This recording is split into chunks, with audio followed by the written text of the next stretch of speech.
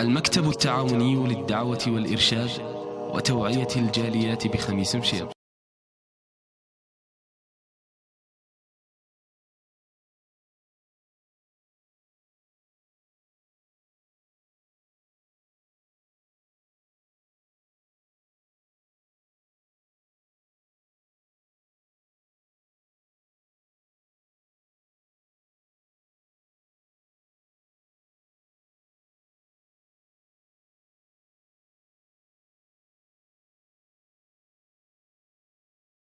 السلام عليكم ورحمة الله وبركاته.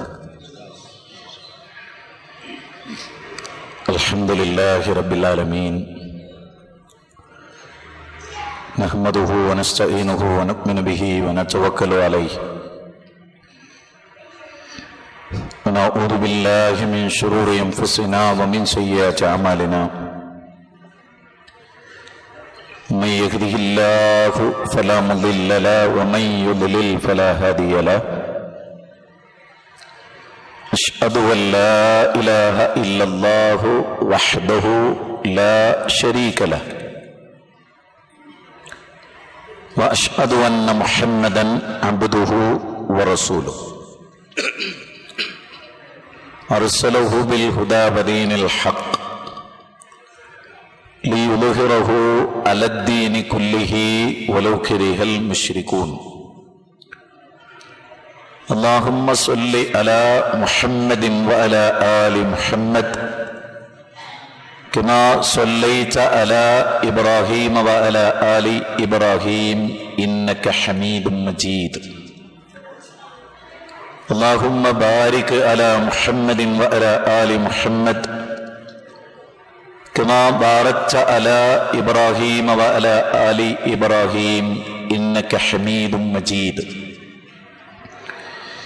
أما بعد، فإن خير الحديث كتاب الله، وخير السنن سنن محمد صلى الله عليه وسلم، وشر الأمور محدثاتها، وكل محدثة بدعة، وكل بدعة ضلالة، وكل ضلالة في النار. اتقوا الله عباد الله، أوصيكم وإياي أولا بتقوى الله.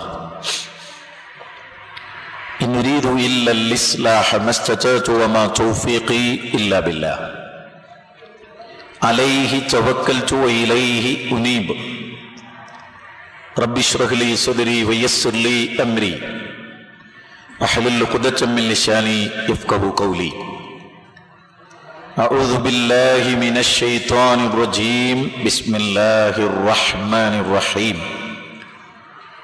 تلك الدار الآخرة نجعلها للذين لا يريدون علوا في الأرض ولا فسادا والعاقبة للمتقين. ഈ മഹത്തായ ആശയ സമ്മേളനത്തിൻ്റെ അധ്യക്ഷ പദത്തിലിരിക്കുന്ന ബഹുമാന്യരെ, സൗദി അറേബ്യയിലെ ഖമീസ് മഷൈത്തിൽ പ്രവാസികളായി ജീവിച്ചുകൊണ്ടിരിക്കുന്ന നല്ലവരായ സഹോദരന്മാരെ, അവരോടൊപ്പം ജീവിച്ചുകൊണ്ടിരിക്കുന്ന സഹോദരിമാരെ, ഈ പ്രോഗ്രാമിലേക്ക് ക്ഷണിച്ച് നമ്മുടെ ക്ഷണം സ്വീകരിച്ച് ഇവിടെ വന്നിട്ടുള്ള വ്യത്യസ്ത മതങ്ങളിലും ആദർശങ്ങളിലും വിശ്വസിക്കുന്ന സഹൃദയരെ, കാലിക പ്രസക്തിയുള്ള ഏറ്റവും ശക്തമായി ഇന്നത്തെ ദിവസം പോലും നമ്മളോട് ആവശ്യപ്പെടുന്ന ഒരു വിഷയത്തിലാണ് അല്ലാഹുവിൻ്റെ അപാരമായ അനുഗ്രഹം കൊണ്ട് എനിക്ക് സംസാരിക്കാനുള്ളത്. ഈ പ്രദേശത്ത് അഥവാ ഈ അറബ് നാട്ടിൻ്റെ പരിസരങ്ങളിൽ നിന്ന് നിങ്ങളെല്ലാവരും ആകാംക്ഷയോടുകൂടി വന്നതും ഗൗരവമായി നിങ്ങൾ വന്നതും ചില സുപ്രധാനമായ കാര്യങ്ങൾ മനസ്സിലാക്കാനും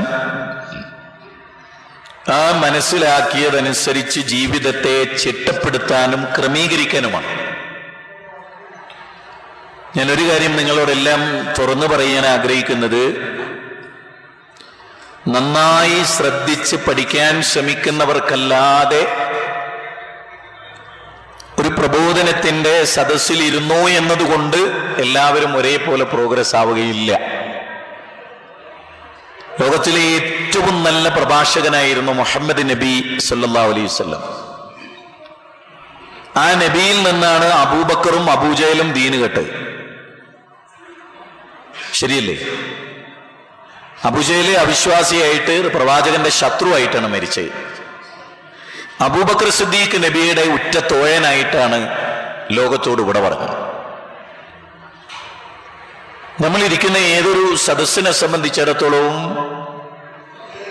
ആത്മാർത്ഥമായി ശ്രദ്ധിച്ച് കേട്ട് പഠിച്ച് നന്നാവണം എന്ന് ആഗ്രഹമില്ലെങ്കിൽ, ഖുർആൻ തന്നെ പറയുന്നുണ്ട്, നബിയെ അവർ ശ്രദ്ധിക്കുന്നുണ്ട് എന്നാണ് താങ്കൾ വിചാരിക്കുന്നത്. അവരുടെ കണ്ണും മുഖവും കണ്ടാൽ അവർ അപാരമായി ശ്രദ്ധിക്കുന്നു എന്ന് താങ്കൾ വിചാരിക്കുന്നു. നബിയെ അവർ ശ്രദ്ധിക്കുന്നില്ല.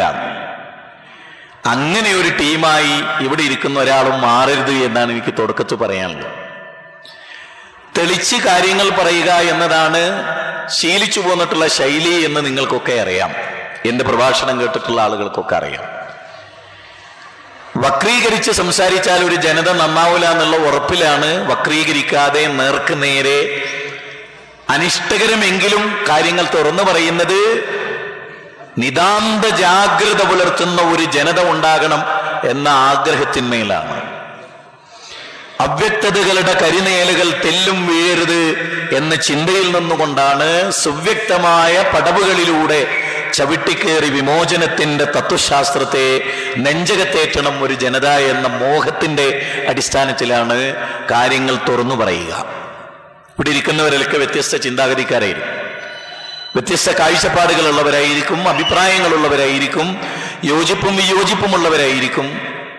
ഇനി ഇസ്ലാമിക സമൂഹത്തിലെ അംഗങ്ങളല്ലാത്ത മറ്റ് മതങ്ങളിലും സിദ്ധാന്തങ്ങളിലും ജനിച്ചു വളർന്നു അങ്ങനെ മുന്നോട്ട് പോവുകയും ചെയ്യുന്നവരും ഈ സദസ്സിലുണ്ട് എന്ന് മനസ്സിലാക്കിക്കൊണ്ടാണ് ഈ ടോപ്പിക് നമ്മൾ തിരഞ്ഞെടുത്തതും നമ്മൾ സംസാരിക്കാൻ ഉദ്ദേശിക്കുന്നതും. ഇസ്ലാം സഹിഷ്ണുതയുടെ മതം, സമാധാനത്തിന്റെയും എന്നാണ് നമ്മുടെ തലക്കെട്ട്.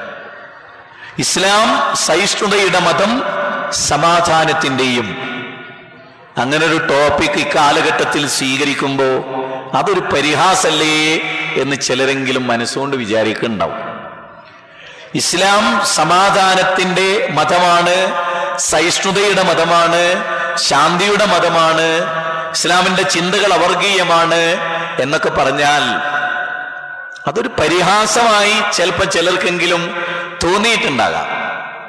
കാരണം മീഡിയകൾ ലോകത്ത് നമുക്ക് നൽകുന്നത് എന്തിനേയും തൊണ്ട തൊടാതെ വിഴുങ്ങുന്നത് കൊണ്ട് നമുക്ക് ചില ധാരണകൾ രൂപപ്പെട്ടു പോയിട്ടുണ്ട്. മാറ്റാൻ കുറച്ച് പണിയുണ്ട് എന്ന് നല്ല വിശ്വാസമുള്ള ആളാണ് ഞാൻ. മീഡിയകൾ നമ്മുടെ മുമ്പിൽ തന്നിട്ടുള്ള ധാരണകൾ മാറ്റിയെടുക്കാൻ കുറച്ച് പണിയുണ്ട്. കാരണം സുസംഘടിതമായ മീഡിയകളുടെ പ്രബോധന പ്രവർത്തനം കൊണ്ട് ലോകത്ത് ഇസ്ലാമിനെതിരെ ഒരു വലിയ തെറ്റിദ്ധാരണകൾ ശക്തമായി നിലനിൽക്കുന്നു എന്നതിൽ ലോകത്ത് മുസ്ലിമീങ്ങൾക്ക് സംശയമില്ല, ലോകത്ത് മറ്റുള്ളവർക്കും സംശയമില്ല. അതുകൊണ്ടാണ് ഞാൻ ചില കാര്യങ്ങൾ നിങ്ങളോട് ഓപ്പണായി തുറന്ന് പറയുന്നത്. തീവ്രവാദം, ഭീകരവാദം, അസഹിഷ്ണുത. ഇപ്പൊ നമ്മുടെ രാജ്യത്ത് ഏറ്റവും കൂടുതൽ പ്രതിസന്ധി ഉണ്ടാക്കിയ ഒരു പദം എന്താണ്? അസഹിഷ്ണുത, ഇൻടോളറൻസ് എന്ന് പറയുന്ന സംഗതിയാണ്. അസഹിഷ്ണുത ആണ് ഇന്ത്യയുടെ ഏറ്റവും വലിയ പ്രശ്നം എന്ന് പറയുന്നത്. അങ്ങനെ ഒരു വാചകം പറയുന്നത് പോലും സഹിക്കാൻ പറ്റുന്നില്ല ആളുകൾക്ക്. ഈ പറഞ്ഞ നിങ്ങൾ ശരിക്കും മനസ്സിലാക്കണം. ഏതെങ്കിലും ഒരു വ്യക്തി ഇന്ത്യയിൽ അസഹിഷ്ണുത ഉണ്ട് എന്ന് പറഞ്ഞാൽ ആ അസഹിഷ്ണുത ഉണ്ട് എന്ന് പറയുന്നത് പോലും സഹിക്കാനാകാത്ത ആളുകൾ. അപ്പൊ ഉറപ്പായി അവിടെ അത് മാത്രമേ ഉള്ളൂ. ഇത് ഈ അസഹിഷ്ണുതയെ ഇന്ത്യയിലെ നേതൃത്വത്തിലും രാഷ്ട്രീയത്തിലും ഉള്ളൂ എന്നുള്ളത്, അസഹിഷ്ണുത ഉണ്ട് എന്ന് പറയുന്ന പോലും സഹിക്കാൻ പറ്റുന്നില്ല. മനസ്സിലായോന്ന് അറിയില്ല എനിക്ക്. ഞാൻ ആ പ്രയോഗിച്ച പ്രയോഗം മനസ്സിലായോന്ന് അറിയില്ല. അതുപോലും സഹിക്കാനാകാത്ത ഒരവസ്ഥാവിശേഷം നമ്മുടെ രാജ്യത്തുണ്ട്. ഇന്ന് ലോകത്ത് നമ്മൾ സത്യം പറഞ്ഞാൽ ലോകത്ത് പലപ്പോഴും നിന്ദിക്കപ്പെടുന്ന രാജ്യങ്ങളിൽ ഒന്നായി ഇന്ത്യ മാറിയിട്ടുണ്ട്. നിന്ദിക്കപ്പെടുന്ന രാജ്യങ്ങളിൽ ഒന്നായി ഇന്ത്യ മാറിയിട്ടുണ്ട്. ഇന്ത്യയുടെ പാർലമെന്റിൽ പോലും ഈ അടുത്ത് ഒരു MLA പ്രയോഗിച്ച പദം എന്താണ്? ഭാരത് മാതാ കി ജയ് എന്ന് വിളിച്ചിട്ടില്ലെങ്കിൽ പട്ടികളെ ഈ രാജ്യത്ത് ജീവിക്കാൻ നിങ്ങൾക്ക് പറ്റൂല എന്നാണ്. നേർക്ക് നേരെ ഒരു MLAയുടെ പ്രസംഗമാണ് പാർലമെന്റിൽ. എന്ത്? ഭാരത് മാതാ കി ജയ് എന്ന് പറഞ്ഞിട്ടില്ലെങ്കിൽ പട്ടികളെ നിങ്ങൾക്ക് ഇവിടെ ജീവിക്കാൻ പറ്റൂല. അപ്പൊ നമ്മൾ മനസ്സിലാക്കേണ്ടതെന്ന് വെച്ചാൽ നമ്മുടെ പാർലമെന്റിലൊക്കെ ഉള്ള ആളുകളുടെ ഒരു നിലവാരവും കൂടി അളക്കാൻ, ഏത് ജാതി സാധനങ്ങളാണ് ഇപ്പൊ അവിടെയൊക്കെ ഇരിക്കണതെന്ന് മനസ്സിലാക്കാൻ നല്ലൊരു ഉദാഹരണവും കൂടിയാണ്. നല്ലൊരു ഉദാഹരണമാണത്. നമ്മുടെ ആളുകളുടെ, നമ്മളൊക്കെ നയിക്കുന്ന, നമ്മൾ തിരഞ്ഞെടുത്തിട്ടുള്ള ആളുകളുടെ ക്വാളിറ്റി കൂടി. കാരണം ഇന്ത്യ രാജ്യത്തിലെ ജനങ്ങൾ അറിഞ്ഞോ അറിയാതെയോ പറയുന്നത് ഞങ്ങൾക്ക് ഇങ്ങനെയുള്ള ആളുകളൊക്കെ മതിയനി എന്നിടത്താണ് നമ്മുടെ രാജ്യം. ഇതൊരു പുതിയ നൂറ്റാണ്ടാണ്. ഈ നൂറ്റാണ്ട് ചില സവിശേഷമായ ചില സംഗതികൾ നിലനിൽക്കുന്ന നൂറ്റാണ്ടായിരിക്കും നൂറ്റാണ്ട്. നമ്മൾ വളരെ ഗൗരവമായി ഈ ഇസ്ലാം സഹിഷ്ണുതയുടെ മതം ആണോ അല്ലേ? ഇസ്ലാം സമാധാനം ആഗ്രഹിക്കുന്ന മതമാണോ അല്ലേ? അത് വളരെ പ്രധാനമാണ്. എന്റെ പ്രസംഗം അവസാനിക്കുന്നവരെ നിങ്ങൾ കേൾക്കണം. ഇൻഷാ അല്ലാഹ് മാനസികമായി ഇതിൽ ഞാൻ അവതരിപ്പിക്കുന്ന വിഷയത്തോട് ചില ചോദ്യങ്ങളും കാര്യങ്ങളും ഒക്കെ ഉണ്ടാവും.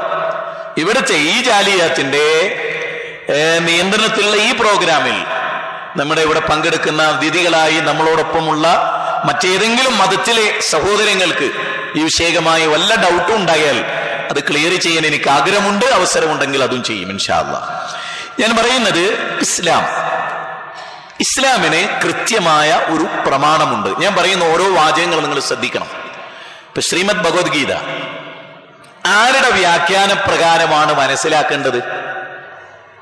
നിങ്ങൾ നമ്മുടെ പ്രിയപ്പെട്ട ഹൈന്ദവ സഹോദരങ്ങളോട് ഇങ്ങനെ ഒരു ചോദ്യം ചോദിക്കുക. ശ്രീമദ് ഭഗവത്ഗീത 18 അധ്യായമുള്ള ഭഗവത്ഗീത ആരുടെ വ്യാഖ്യാനം അനുസരിച്ച് മനസ്സിലാക്കലാണ് കറക്റ്റ് വ്യാഖ്യാനം എന്നൊന്ന് ചോദിച്ചു നോക്കിയേ.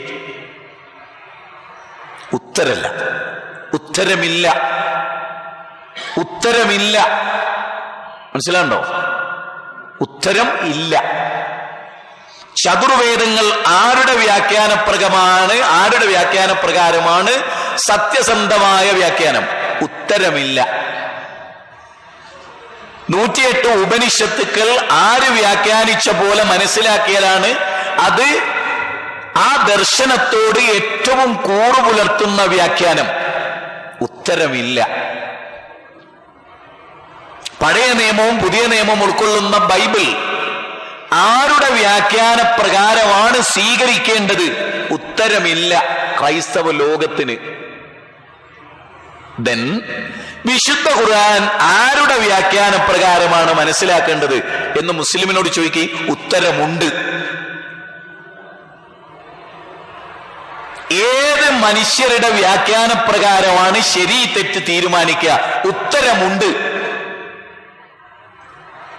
വിശുദ്ധ ഖുർആനിന്റെ ഒരു വചനം എന്തൊരാശയം ഉൾക്കൊള്ളുന്നു അതാര് പറയണം? ഇസ്ലാമിന് മാത്രമാണ് ആ വിഷയത്തിൽ കാഴ്ചപ്പാടുള്ളത്. ശരിയല്ലേ? ഇപ്പൊ നിങ്ങൾ നോക്ക്, ഏറ്റവും ലേറ്റസ്റ്റ് ഓരോ വിഷയങ്ങൾ ഞാൻ നിങ്ങൾക്ക് പോയിന്റ് ആയിട്ട് തരാൻ ആഗ്രഹിക്കുന്നു. ഇന്ത്യയിൽ ഒരു പുതിയ സംഗതി നടക്കുന്നുണ്ട്. നിങ്ങൾ അറിഞ്ഞിട്ടുണ്ടോ? അതായത് ഒരു പുതിയ മതഗ്രന്ഥം രചിക്കാൻ പോകുന്നു ഇന്ത്യയിൽ. ഹൈന്ദവ ലീഡേഴ്സ്, സനാതനധർമ്മത്തിന്റെ ലീഡേഴ്സ് ഒരു പുതിയ മതഗ്രന്ഥം, ഹൈന്ദവ ഗ്രന്ഥം, ഒരു പുതിയ വേദഗ്രന്ഥം നിർമ്മിക്കുന്നു. 40 ഹൈന്ദവ ഗ്രന്ഥങ്ങൾ മുന്നിൽ വെച്ചുകൊണ്ട്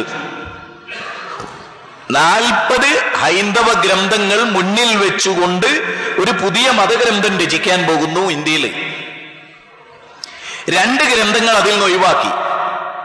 ഒന്ന് ഭഗവത്ഗീതയും മനുസ്മൃതിയും. അത് പറ്റൂല എന്നാ പറയുന്നത്. ആര്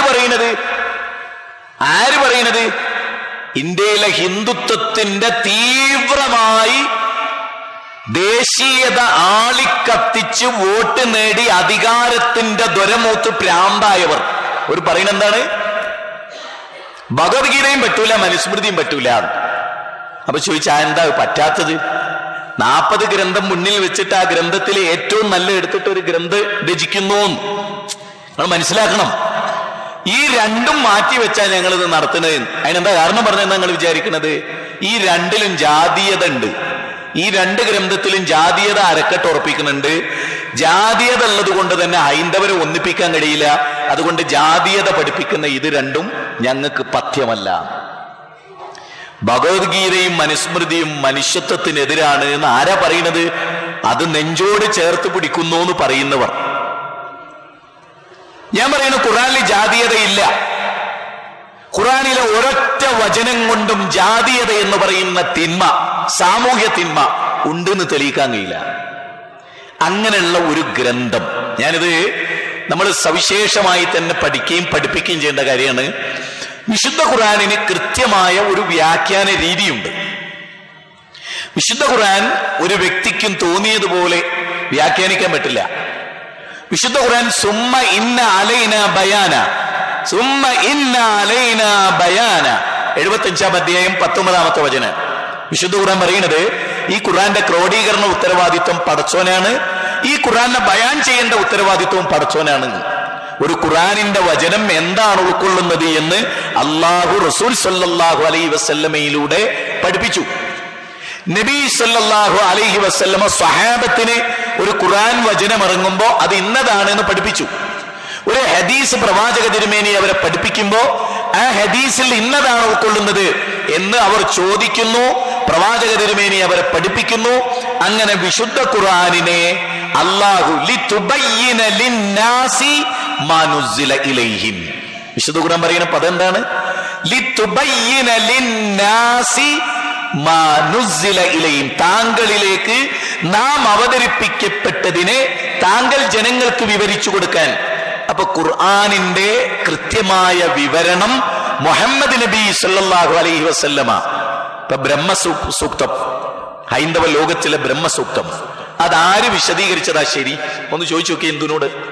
ശങ്കരാചാര്യ വിശദീകരിച്ചതാണോ? മാധ്വാചാര്യം വിശദീകരിച്ചതാണോ? കണാദമുനിയുടെ ചിന്തകളാണോ?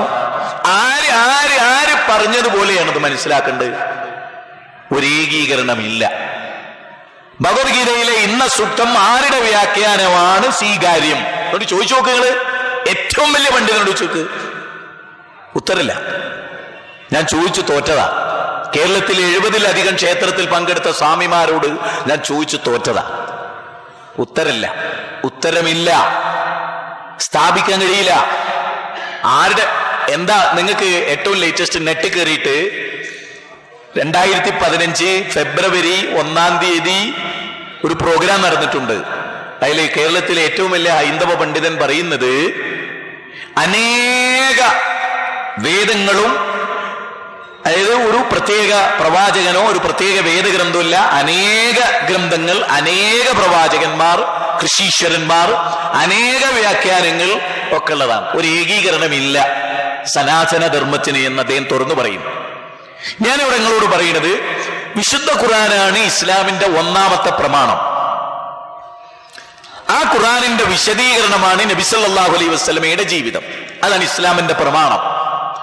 അത് രണ്ടിലും സഹിഷ്ണുതയെ കുറിച്ച് എന്ത് പറയുന്നു? ഇസ്ലാം സമാധാനമാണ് എന്നതിനെ കുറിച്ച് എന്ത് പറയും? ഇവിടെ മനുഷ്യർ എങ്ങനെയൊക്കെ ജീവിക്കുന്നു എന്നനുസരിച്ചാണ് കാര്യങ്ങൾ വിലയിരുത്തുന്നതെങ്കിൽ നമുക്കറിയാം, ഇന്ത്യ രാജ്യത്ത് ഹൈന്ദവർ ചെയ്തു കൂട്ടുന്ന ഓരോ പ്രവൃത്തികളും അത് ആ മതത്തിന്റെ ന്യൂനതയായിട്ടാണ് വിലയിരുത്തുന്നതെങ്കിൽ ഒരുപാട് കാര്യങ്ങൾ പറയേണ്ടി വരും. ക്രിസ്ത്യാനികൾ ചെയ്യുന്ന സകല തോന്നിയാസത്തെയും അതൊക്കെ ക്രിസ്തുമതവുമായി ബന്ധപ്പെടുത്തിയാണ് പറയുന്നതെങ്കിൽ വിഷയങ്ങൾ ഒരുപാട് ചർച്ച ചെയ്യേണ്ടി വരും. പക്ഷെ ലോകത്ത് ഏത് മുസ്ലിം നാമധാരി ചെയ്താലും അത് ഇസ്ലാമിന്റെ അക്കൗണ്ടിൽ വരവെക്കുക എന്നുള്ള നട്ടെല്ലില്ലായ്മ, നീതിയില്ലായ്മ, കാര്യബോധമില്ലായ്മ അത് ലോകത്തിലെ മീഡിയകൾക്കുണ്ട്, രാഷ്ട്രീയ നേതാക്കന്മാർക്കുണ്ട്, അല്ലാത്തവർക്കൊക്കെ ഉണ്ട്. അത് നിങ്ങൾ പരിശോധിച്ചു കണ്ടു. എപ്പോഴത്തെ ഒരു മുസ്ലിമിന്റെ തിന്മയെയും ഇസ്ലാമുമായി ബന്ധപ്പെടുത്തിയിട്ടാണ് പറയാം. ആ ഇസ്ലാമിന്റെ പോരായ്മയാണ്, ഖുർആന്റെ പോരായ്മയാണ്, അത് ഇസ്ലാമിക ഭീകരവാദമാണ് എന്നാണ് ആളുകൾ പറയാ. നേരെ മറിച്ച് അതേ കാര്യം ഒരു ഹൈന്ദവ നാമധാരി ചെയ്താലോ ഓന് പ്രാന്താണ് എന്നാ പറയാ. ഇത് വെറുതെ പറഞ്ഞല്ല. ഒരു ലെറ്റർ വിവാദം കേരളത്തിലുണ്ടായി. ആദ്യം അത് മുസ്ലിം ആണെന്ന് വന്നപ്പോ എന്താ പറഞ്ഞു? ഓൻ അൽഖായിദയായിട്ട് ബന്ധമുണ്ട്, ഓൻ ലഷ്കർ തൊയ്ബയായിട്ട് ബന്ധമുണ്ട്. അതേ കത്ത് ഒരു ഹിന്ദു ചെക്കനെ എഴുതി എന്ന് പറഞ്ഞപ്പോ എന്താ അന്നത്തെ പോലീസ് ഡിപ്പാർട്ട്മെന്റ് പറഞ്ഞു? ഓന് പ്രാന്താണ്. പ്രാന്ത് വിധിക്കപ്പെട്ടൊരു ജനതയായിട്ട് ഹിന്ദുക്കൾ സ്വയം ഏറ്റെടുക്കുകയാണ്, ഞങ്ങൾ പ്രാന്തന്മാരാണ്. കാസർഗോഡ് ജില്ലയിലെ ഒരു ചെറിയ കുട്ടിനെ വെട്ടിക്കീറി നുറുക്കി കളഞ്ഞു ഒരു RSSകാരൻ. അതിനെപ്പറ്റി എന്താ ഇവിടുത്തെ മീഡിയകൾ പറഞ്ഞ്? ഓന് പ്രാന്താണ്. സത്യല്ലേ? സത്യല്ലേ? നീതിബോധത്തോടുകൂടി ഒന്ന് ആലോചിച്ച് നോക്ക്. സത്യല്ലേ? ഓന് പ്രാന്താണ് എന്നാ പറഞ്ഞു. അതൊരു മുസ്ലിം നാമധാരിയാണെങ്കിലോ? അപ്പൊ ഈ ഒരു ഇരട്ടത്താപ്പ് ലോകത്ത് നിലനിൽക്കുന്നുണ്ട്. നിങ്ങൾ ആലോചിച്ച്, ഏറ്റവും രസകരമായ സംഗതി, നിങ്ങളിപ്പോ ബെൽജിയത്തിന്റെ തലസ്ഥാനത്ത് സ്ഫോടനമുണ്ടായി. പാരീസിൽ 2015 സ്ഫോടനമുണ്ടായി, മാർച്ചിൽ. ഈ 2 സ്ഫോടനങ്ങളും ലോക മീഡിയകളിൽ വലിയ സ്ഥാനം ലഭിച്ചു. എന്നാൽ ഈ 2 സ്ഫോടനങ്ങൾക്കിടയിൽ ലോകത്ത് 137 പേരെ വരെ കൊന്ന സ്ഫോടനങ്ങൾ നടന്നു. മുസ്ലിങ്ങൾ അല്ലാത്തവർ നടത്തിയത്. എത്രത്തോളം മീഡിയകളിൽ സ്ഥാനം പിടിച്ചു? നമ്മൾ ശരിക്കും നമുക്ക് ഒരു ജനതയോട് വിരോധം ഉണ്ടാവാൻ പാടില്ല. സത്യസന്ധമായ സമീപനങ്ങളാണ് ലോകത്തുണ്ടാകേണ്ടത് എങ്കിൽ, ഗൗരവമായി നമ്മൾ സത്യസന്ധമായ സമീപനമാണ് ഉണ്ടാകേണ്ടതെങ്കിൽ, ഞങ്ങളോട് പറഞ്ഞല്ലോ 2015 പാരീസിലെ സ്ഫോടനവും മെനയാന്ന് നടന്ന ബെൽജിയത്തിന്റെ തലസ്ഥാനത്ത് നടന്ന സ്ഫോടനങ്ങളുടെയും ഇടയിൽ 18ലധികം വരുന്ന സ്ഫോടനങ്ങൾ നടന്നു ലോകത്തിന്റെ വിവിധ രാജ്യങ്ങളിൽ. മുസ്ലിങ്ങളല്ലാത്ത ആളുകൾ, മുസ്ലിം നാമധാരികൾ, ഞാൻ ഈ ISIS എന്ന് പറയുന്ന സംഗതി ഉണ്ടല്ലോ, അതല്ലാത്ത ആളുകൾ നടത്തി. മീഡിയകൾ എത്ര പ്രചണ്ഡമായി പ്രചരിപ്പിച്ചു, എത്ര ലോകാടിസ്ഥാനത്തിൽ അതിന് വ്യാപനം കിട്ടി. അത് നമ്മൾ ഗൗരവമായി മനസ്സിലാക്കേണ്ട ഒരു കാര്യമാണ്. ഞാനിവിടെ പറയുന്നത് മുസ്ലിങ്ങളിൽ ആരെങ്കിലും തീവ്രവാദികളുണ്ടോ ഇല്ലേ എന്നൊന്നില്ല ഞാൻ പറയുന്നു. ഇസ്ലാം എന്ന് പറയുന്ന ഒരു മതം ഇവിടെ നിലനിൽക്കുന്നു. ആ മതത്തിന്റെ പ്രമാണത്തിൽ എന്തുണ്ട്? ആ മതത്തിന്റെ പ്രമാണത്തിൽ എന്തില്ല? ആ മതം ശരിക്ക് പഠിച്ചാൽ ഒരാൾക്ക് തീവ്രവാദിയാകാൻ കഴിയോ, ഭീകരവാദിയാകാൻ കഴിയോ, ലോകത്തിലെ ഏറ്റവും വലിയ സമാധാനപ്രിയനാകുമോ? ഞാനൊരു കാര്യങ്ങളോട് പറയട്ടെ, ഏത് ലോകത്ത് നിലനിൽക്കുമ്പോഴും ആ ലോകത്തിലെ മതം നിങ്ങൾ പരിശോധിച്ച് നോക്കിയേ, ക്രിസ്തു മതം അതൊരു വ്യക്തി കേന്ദ്രീകൃതമായി നിലനിൽക്കണം ലോകത്ത്. ജൈനമതം, ബുദ്ധമതം, ഹിന്ദുമതം അതൊക്കെ ഭൂമിശാസ്ത്രത്തിന്റെ, ഇപ്പൊ ജൂതമതം അതൊരു ഗോത്രത്തിന്റെ പേരിലാണ്. ഇസ്ലാം എന്ന പദത്തിന്റെ അർത്ഥം എന്താ? ഒരു വ്യക്തി കേന്ദ്രീകൃതമോ, ദേശ കേന്ദ്രീകൃതമോ, ഭാഷാ കേന്ദ്രീകൃതമോ, ഗോത്ര കേന്ദ്രീകൃതമോ ആയ ഒരു ശബ്ദമല്ല അത്. ഇസ്ലാം സമാധാനം എന്നാണ് അതിന്റെ അർത്ഥം. സമാധാനം എന്നാണ് അതിന്റെ അർത്ഥം. ഇസ്ലാമിന്റെ ഏത് കാര്യവും സമാധാനമാണ്. ഞാനിത് നിങ്ങൾക്ക് സ്ഥാപിച്ചു തരാൻ എൻ്റെ ആരോഗ്യാവസ്ഥയും ഇവിടുത്തെ സാഹചര്യങ്ങളൊക്കെ മനസ്സിലാക്കിക്കൊണ്ട് പോയിന്റ് ആയിട്ട് ഞാൻ നിങ്ങളോട് പറയുന്നു. ഒന്നാമതായി നമ്മൾ മനസ്സിലാക്കാതെ പോയൊരു പോയിന്റ്, നിങ്ങൾ ലോകത്തെല്ലാ വേദഗ്രന്ഥങ്ങൾ എടുത്തു നോക്ക്. ഇപ്പോ ഭഗവത്ഗീത എടുത്തു, 18 അധ്യായം. അതിന്റെ തുടക്കം എങ്ങനെയാ? ആ അധ്യായങ്ങൾ തുടങ്ങണ എങ്ങനെ? അതുപോലെ ഋഗ്വേദം എടുത്തു, 10 മണ്ഡലങ്ങളാണുള്ളതിന്. ആ 10 മണ്ഡലങ്ങളുടെ തുടക്കം എങ്ങനെ? മനുസ്മൃതി എടുത്തു, അതിന്റെ തുടക്കം എങ്ങനെ? ഓൾഡ് ടെസ്റ്റ്മെന്റ് എടുത്തു, അതിന്റെ തുടക്കം എങ്ങനെ? ഓരോ അധ്യായത്തിന്റെ തുടക്കം എങ്ങനെ? ഖുർആനിന്റെ ഓരോ അധ്യായത്തിന്റെ തുടക്കം എങ്ങനെയാ? ശരിക്കും ആലോചിക്കേണ്ട ഒരു പോയിന്റിലേക്കാണ് നിങ്ങളുടെ ശ്രദ്ധ കൊണ്ടുവരുന്നത്. നിങ്ങൾ ശരിക്കും ശ്രദ്ധിക്കണം. ബിസ്മില്ലാഹിർ റഹ്മാനിർ റഹീം എന്നാണ് ഖുർആനിലെ ഒരധ്യായം ഒഴികെ മറ്റെല്ലാ അധ്യായങ്ങളും ആരംഭിക്കുന്നത് എങ്ങനെയാണ്? പരമകാരുണ്യകനും കരുണാവാരിധിയുമായ, നല്ലൊരു പോയിന്റാണ് പറയുന്നത്, മനസ്സിൽ കുറിച്ചിട്ടുള്ള ചെറുപ്പക്കാരൊക്കെ. പരമകാരുണ്യകനും കരുണാവാരിധിയുമായ അള്ളാഹുവിന്റെ നാമത്തിൽ ആരംഭിക്കുന്നു. ശരിയല്ലേ? 114 തവണ ഖുർആൻ ഇത് പറഞ്ഞു. സൂറത്ത് തൗബയിൽ ബിസ്മി ഇല്ല തുടക്കത്തില്. എന്നാ സൂറത്ത് നംലിൽ 27 അധ്യായത്തിൽ 2 സ്ഥലത്ത് ബിസ്മി തുടക്കത്തിലും അതിന്റെ അധ്യായത്തിനിടയിലും. അപ്പൊ 114 തവണ ഖുർആൻ പരമകാരുണ്യകനും കരുണാവാരിധിയുമായ അള്ളാഹുവിന്റെ നാമത്തിൽ. ഇനി ഞാൻ പറയുന്ന പോയിന്റ് നിങ്ങൾ ശരിക്കും ശ്രദ്ധിക്കണം. പരമദയാലുവും ഏത് മനുഷ്യന്റെ പ്രതിസന്ധികളിലും ഇടപെടുന്ന അങ്ങേയറ്റം കാരുണ്യമുള്ള ഒരു മനുഷ്യൻ നിങ്ങൾ സങ്കല്പിക്കുക. ആ മനുഷ്യനിൽ നിന്ന് കാരുണ്യത്തിന്റെ പ്രവർത്തനമല്ലാതെ നശീകരണത്തിന്റെ പ്രവർത്തനം പഠിപ്പിക്കപ്പെടുമോ? അയാള് നിങ്ങൾക്ക് മനസ്സിലാവുണ്ടോ? അള്ളാഹു പരമകാരുണ്യകനും കരുണാവാരിധിയുമാണ്.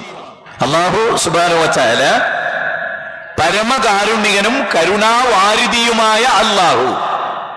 ഞങ്ങളോട് ചോദിക്കുന്നത്, ഒരു വേദഗ്രന്ഥത്തിന്റെ മുഴുവൻ അധ്യായങ്ങളിലും ഈ കാര്യം ആവർത്തിച്ച് ബോധ്യപ്പെടുത്തുന്നത് എന്തിനാ?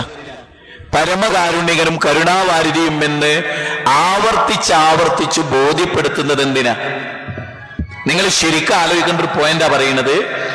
പരമകാരുണ്യകനും കരുണാവാരിധിയുമായ അള്ളാഹുവിന്റെ നാമത്തിൽ എന്ന് ഓരോ അധ്യായത്തിന്റെ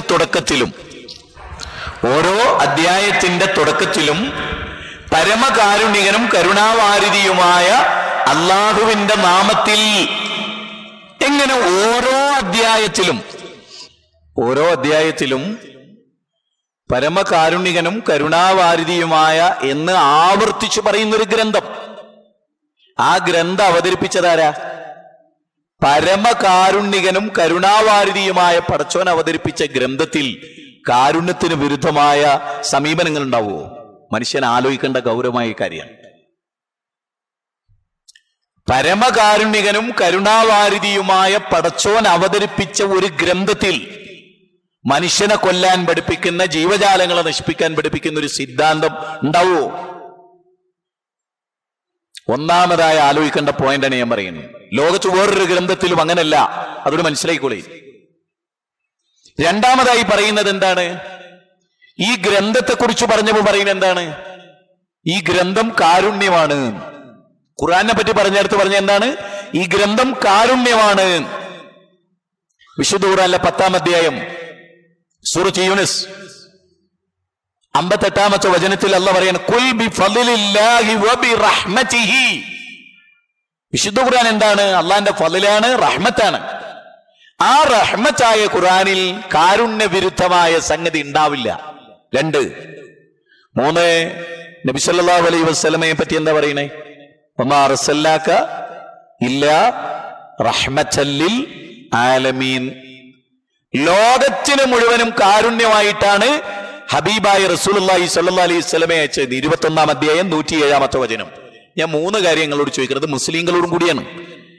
പരമകാരുണ്യകനായ അള്ളാഹു കാരുണ്യത്തോടുകൂടി അവതരിപ്പിച്ച ഒരു ഗ്രന്ഥവും കാരുണ്യം കൊണ്ട് തിരഞ്ഞെടുത്ത ഒരു പ്രവാചകന്റെ അധ്യാപനവും കാരുണ്യ വിരുദ്ധമാകുമോ? ഒന്നാമത് ചിന്തിക്കേണ്ടത്, ഇതുവരെ ചിന്തിച്ചിട്ടില്ലെങ്കിൽ നല്ലോണം ചിന്തിച്ചോളെ.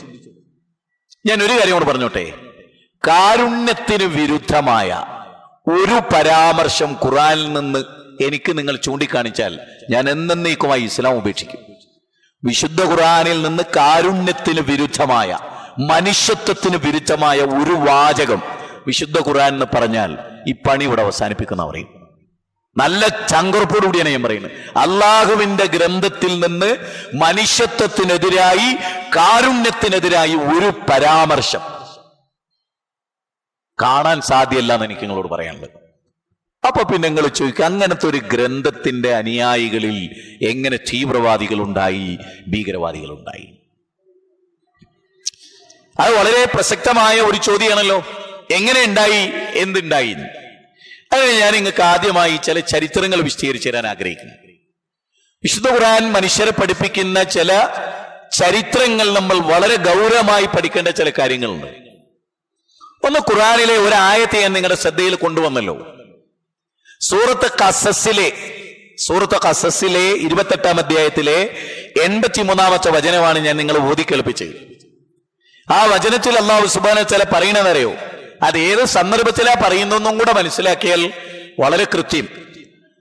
അതായത് ഖാറൂൻ എന്ന് പറയുന്ന ഒരു ചക്രവർത്തി, നാട്ടിൽ കുഴപ്പമൊക്കെ ഉണ്ടാക്കി നടക്കുന്ന, അനീതിക്ക് കൂട്ടുനിൽക്കുന്ന ഒരു ഭരണാധികാരി, കോടിക്കണക്കിന് ആസ്തിയും അധികാരവും, അധികാരത്തിന്റെ താക്കോലുകൾ, ഖജനാവുകളുടെ താക്കോലുകൾ ചുമക്കാൻ ഒട്ടകക്കൂട്ടങ്ങളും ഒക്കെ ഉണ്ടായിരുന്ന ഒരു വലിയ ഭരണാധികാരി. ആ ഭരണാധികാരി ഭൂമുഖത്തുണ്ടാക്കിയ, ആ നാട്ടിലുണ്ടാക്കിയ കുഴപ്പങ്ങളും അഹങ്കാരങ്ങളും ദുരഭിമാനങ്ങളും അദ്ദേഹം ആ നാട്ടിൽ ചെയ്തു കൂട്ടിയ പരാക്രമങ്ങളും ഒക്കെ വിലയിരുത്തിയെടുത്ത് അദ്ദേഹത്തെ അള്ളാഹു ഭൂമിയിലേക്ക് ആഴ്ത്തിക്കളഞ്ഞതിനെ കുറിച്ചൊക്കെ പറഞ്ഞതിന് ശേഷം അള്ളാഹു സുബ്ഹാനഹു വ തആല ഖുർആനിലെ 28-ാം അധ്യായം സൂറത്ത് ഖസസിലെ 83-ാമത്തെ വചനത്തിൽ, ആ വചനം നിങ്ങളൊന്ന് ശരിക്കും ശ്രദ്ധിച്ചു കേൾക്കണം. അതിന് ഞാൻ തുടക്കത്തിൽ തന്നെ ആ വചനം ഉദ്ധരിക്കാൻ കാരണം, ഇവിടെ ഇരിക്കുന്ന മുസ്ലിങ്ങളോടൊക്കെ എനിക്ക് പറയാനുള്ളതെന്നറിയോ? സ്ത്രീകളോടും കുട്ടികളോടും ചെറുപ്പക്കാരോടും എല്ലാവരോടും, നമ്മൾ ജീവിക്കുന്ന ഇന്നത്തെ ലോകത്ത് നമ്മൾ എന്താകണം, നമ്മൾ ആരാകണം എന്നത് ഗൗരവമായി പഠിക്കണം എന്ന് പറയാനാണ് ഞാൻ ഇത് പറയുന്നത്. അല്ലാഹു സുബ്ഹാനഹു വ തആല ഖുർആനിൽ എന്താ പറയണേ? ചിൽക്കദ്ദാറുൽ ആഖിറതു നജ്അലുഹാ ലില്ലദീന ലാ യുരീദൂന ഉലുവൻ ഫിൽ അർളി വലാ ഫസാദ വൽ ആഖിബത്തു ലിൽ മുത്തഖീൻ. എന്താ ഇതിന്റെ അർത്ഥം എന്നറിയോ നിങ്ങൾ? ചിൽക്കദ്ദാറുൽ ആഖിറതു, ആഖിറത്ത് മരണത്തിന് ശേഷമുള്ള ജീവിതത്തിലെ പരലോകം ഉണ്ടല്ലോ, അത് ആർക്കുള്ളതാണ്? അതൊരു ചോദ്യം. ആർക്കുള്ളതാ പരലോകം? അള്ളാഹു പറയാണ് ലാ യുരീദൂന ഉലുവൻ ഫിൽ അർളി വലാ ഫസാദ, ഭൂമിയിൽ കുഴപ്പമുണ്ടാക്കാത്ത, ഭൂമിയിൽ കലാപുണ്ടാക്കാത്ത, ഭൂമിയിൽ അഹങ്കാരം നടിക്കാത്ത. വല്ലാത്തൊരു പറയും. നിങ്ങൾ ശരിക്കും ചിന്തിക്കുന്നുണ്ടോ? നിങ്ങളൊന്ന് ആലോചിക്കുന്നുണ്ടോ ആ ഖുർആന്റെ വചനം? അള്ളാഹുവിന്റെ ഗ്രന്ഥം എന്താ പറയുന്നത്? തിൽക്കദ്ദാറുൽ ആഖിറതു നജ്അലുഹാ ലില്ലദീന ലാ യുരീദൂന ഉലുവൻ ഫിൽ അർളി വലാ ഫസാദ. ഭൂമിയിൽ മനുഷ്യർക്കിടയിൽ കുഴപ്പമുണ്ടാക്കാത്ത, കലാപുണ്ടാക്കാത്ത, അക്രമുണ്ടാക്കാത്ത, അരാജകത്വം ഉണ്ടാക്കാത്ത സമാധാനപ്രിയരായ ആളുകൾക്കുള്ളതാണോ സ്വർഗം? അല്ലാതെ സാധുക്കളായ മനുഷ്യന്മാർ കൂടുന്ന ബസ് സ്റ്റാൻഡിൽ ബോംബിടുന്ന ചെറ്റകൾക്കുള്ളതല്ല എന്ന്. മനസ്സിലായോ നിങ്ങൾക്ക്? മനസ്സിലായോ? ലോകത്ത് സമാധാനപ്രിയരായ മനുഷ്യർ ജീവിക്കുന്ന അല്ലെങ്കിൽ പർച്ചേസ് ചെയ്യുന്ന സൂപ്പർ മാർക്കറ്റിൽ ബോംബിടുന്ന മനുഷ്യ പിശാചികൾക്കുള്ളതല്ല സ്വർഗം. പിന്നെ സ്വർഗം ആർക്കുള്ളതാ? അള്ളാന്റെ ഖുർആൻ പറയും സ്വർഗം ആർക്കുള്ളതാ? ചിൽക്കദ്ദാറുൽ ആഖിറതു നജ്അലുഹാ ലില്ലദീന ലാ യുരീദൂന ഉലുവൻ ഫിൽ അർളി വലാ ഫസാദ വൽ ആഖിബത്തു ലിൽ മുത്തഖീൻ. ആർക്കുള്ളതാ സ്വർഗം? ആർക്കുള്ളതാ സ്വർഗം? സമാധാനപ്രിയരായ, ഭൂമിയിൽ കുഴപ്പമുണ്ടാക്കാത്ത ആളുകൾക്കുള്ളതാണ് സ്വർഗം. അപ്പൊ സ്വർഗം ആർക്കുള്ളതാണ്? നിങ്ങൾക്കറിയാം, പാകിസ്ഥാനിൽ കുറച്ച് കുട്ടികൾ കൊല്ലപ്പെട്ടപ്പോ കേരളത്തിലെ കേസരി എഴുതിയ ചില ലേഖനങ്ങൾ ഞാൻ വായിച്ചപ്പോൾ അതിലുള്ള എന്താ പറഞ്ഞാൽ, നിങ്ങൾക്ക് സ്വർഗമുണ്ട് കുട്ടികളെ കൊന്നാല് എന്ന് ഖുർആൻ പറയുന്നു. ഖുർആൻ പറഞ്ഞിട്ടില്ല എന്ന് മാത്രമല്ല, കുട്ടികളെ കൊല്ലരുത് എന്ന് അടിസ്ഥാനപരമായി പഠിപ്പിച്ച ഒറ്റ മതേ ലോകത്തുള്ളൂ, ഇസ്ലാം. ഒരു മതവും വേദഗ്രന്ഥത്തിലൂടെ പഠിപ്പിച്ചിട്ടില്ല. നിങ്ങൾ വായിച്ചോ? കുട്ടികളെ കൊല്ലരുത് എന്ന് അടിസ്ഥാനപരമായി ലോകത്തെ പഠിപ്പിക്കുകയായിരുന്നു ഖുർആൻ. അത് ഭയങ്കരമായ ഒരു തത്വമാണ്. പ്രവാചക തിരുമേനി കുട്ടികളെ കൊല്ലരുത് എന്ന് താത്വികമായി ഗൗരവമായി ലോകത്തെ പഠിപ്പിച്ചിട്ടുള്ള പ്രവാചകനാണ് മുഹമ്മദ് നബി സല്ലല്ലാഹു അലൈഹി വസല്ലം. മുഹമ്മദ് നബി സല്ലല്ലാഹു അലൈഹി വസല്ലം മനുഷ്യരെ വളരെ ഗൗരവമായി പഠിപ്പിച്ചിട്ടുള്ള കാര്യമാണത്. അവിടെയാണ് നമ്മൾ ചില കാര്യങ്ങൾ ആലോചിക്കേണ്ടത്. ഇസ്ലാമിന്റെ ഒരാശയ തലത്തിലെ ഇസ്ലാം എന്താണ്? ഇസ്ലാമിന്റെ ഒരു പ്രത്യേകത എന്താണ്? ഇസ്ലാം എന്തിനാണ് ലോകത്ത് വന്നത്? അത് വളരെ പ്രധാനമായി നമ്മളൊന്ന് ചിന്തിക്കുക. ഇസ്ലാമിന്റെ പ്രത്യേകത, ഇസ്ലാം ലോകത്തോട് പറയുന്ന കാര്യം അത് ഞാൻ ആദ്യം ചുരുക്കി പറയണം. എന്നിട്ട് അങ്ങനെയുള്ള ഒരു ചിന്താഗതിയുള്ള മതത്തിന് തീവ്രവാദം ഉണ്ടാവുമോ ഭീകരവാദം ഉണ്ടാവുമോ എന്ന് നമ്മൾ ആലോചിക്കുക. ഇസ്ലാം ലോകത്ത് കടന്നു വന്നപ്പോഴൊക്കെ ഇസ്ലാം ലോകത്തോട് ഒന്നാമതായി ആവശ്യപ്പെട്ട കാര്യം എന്താ?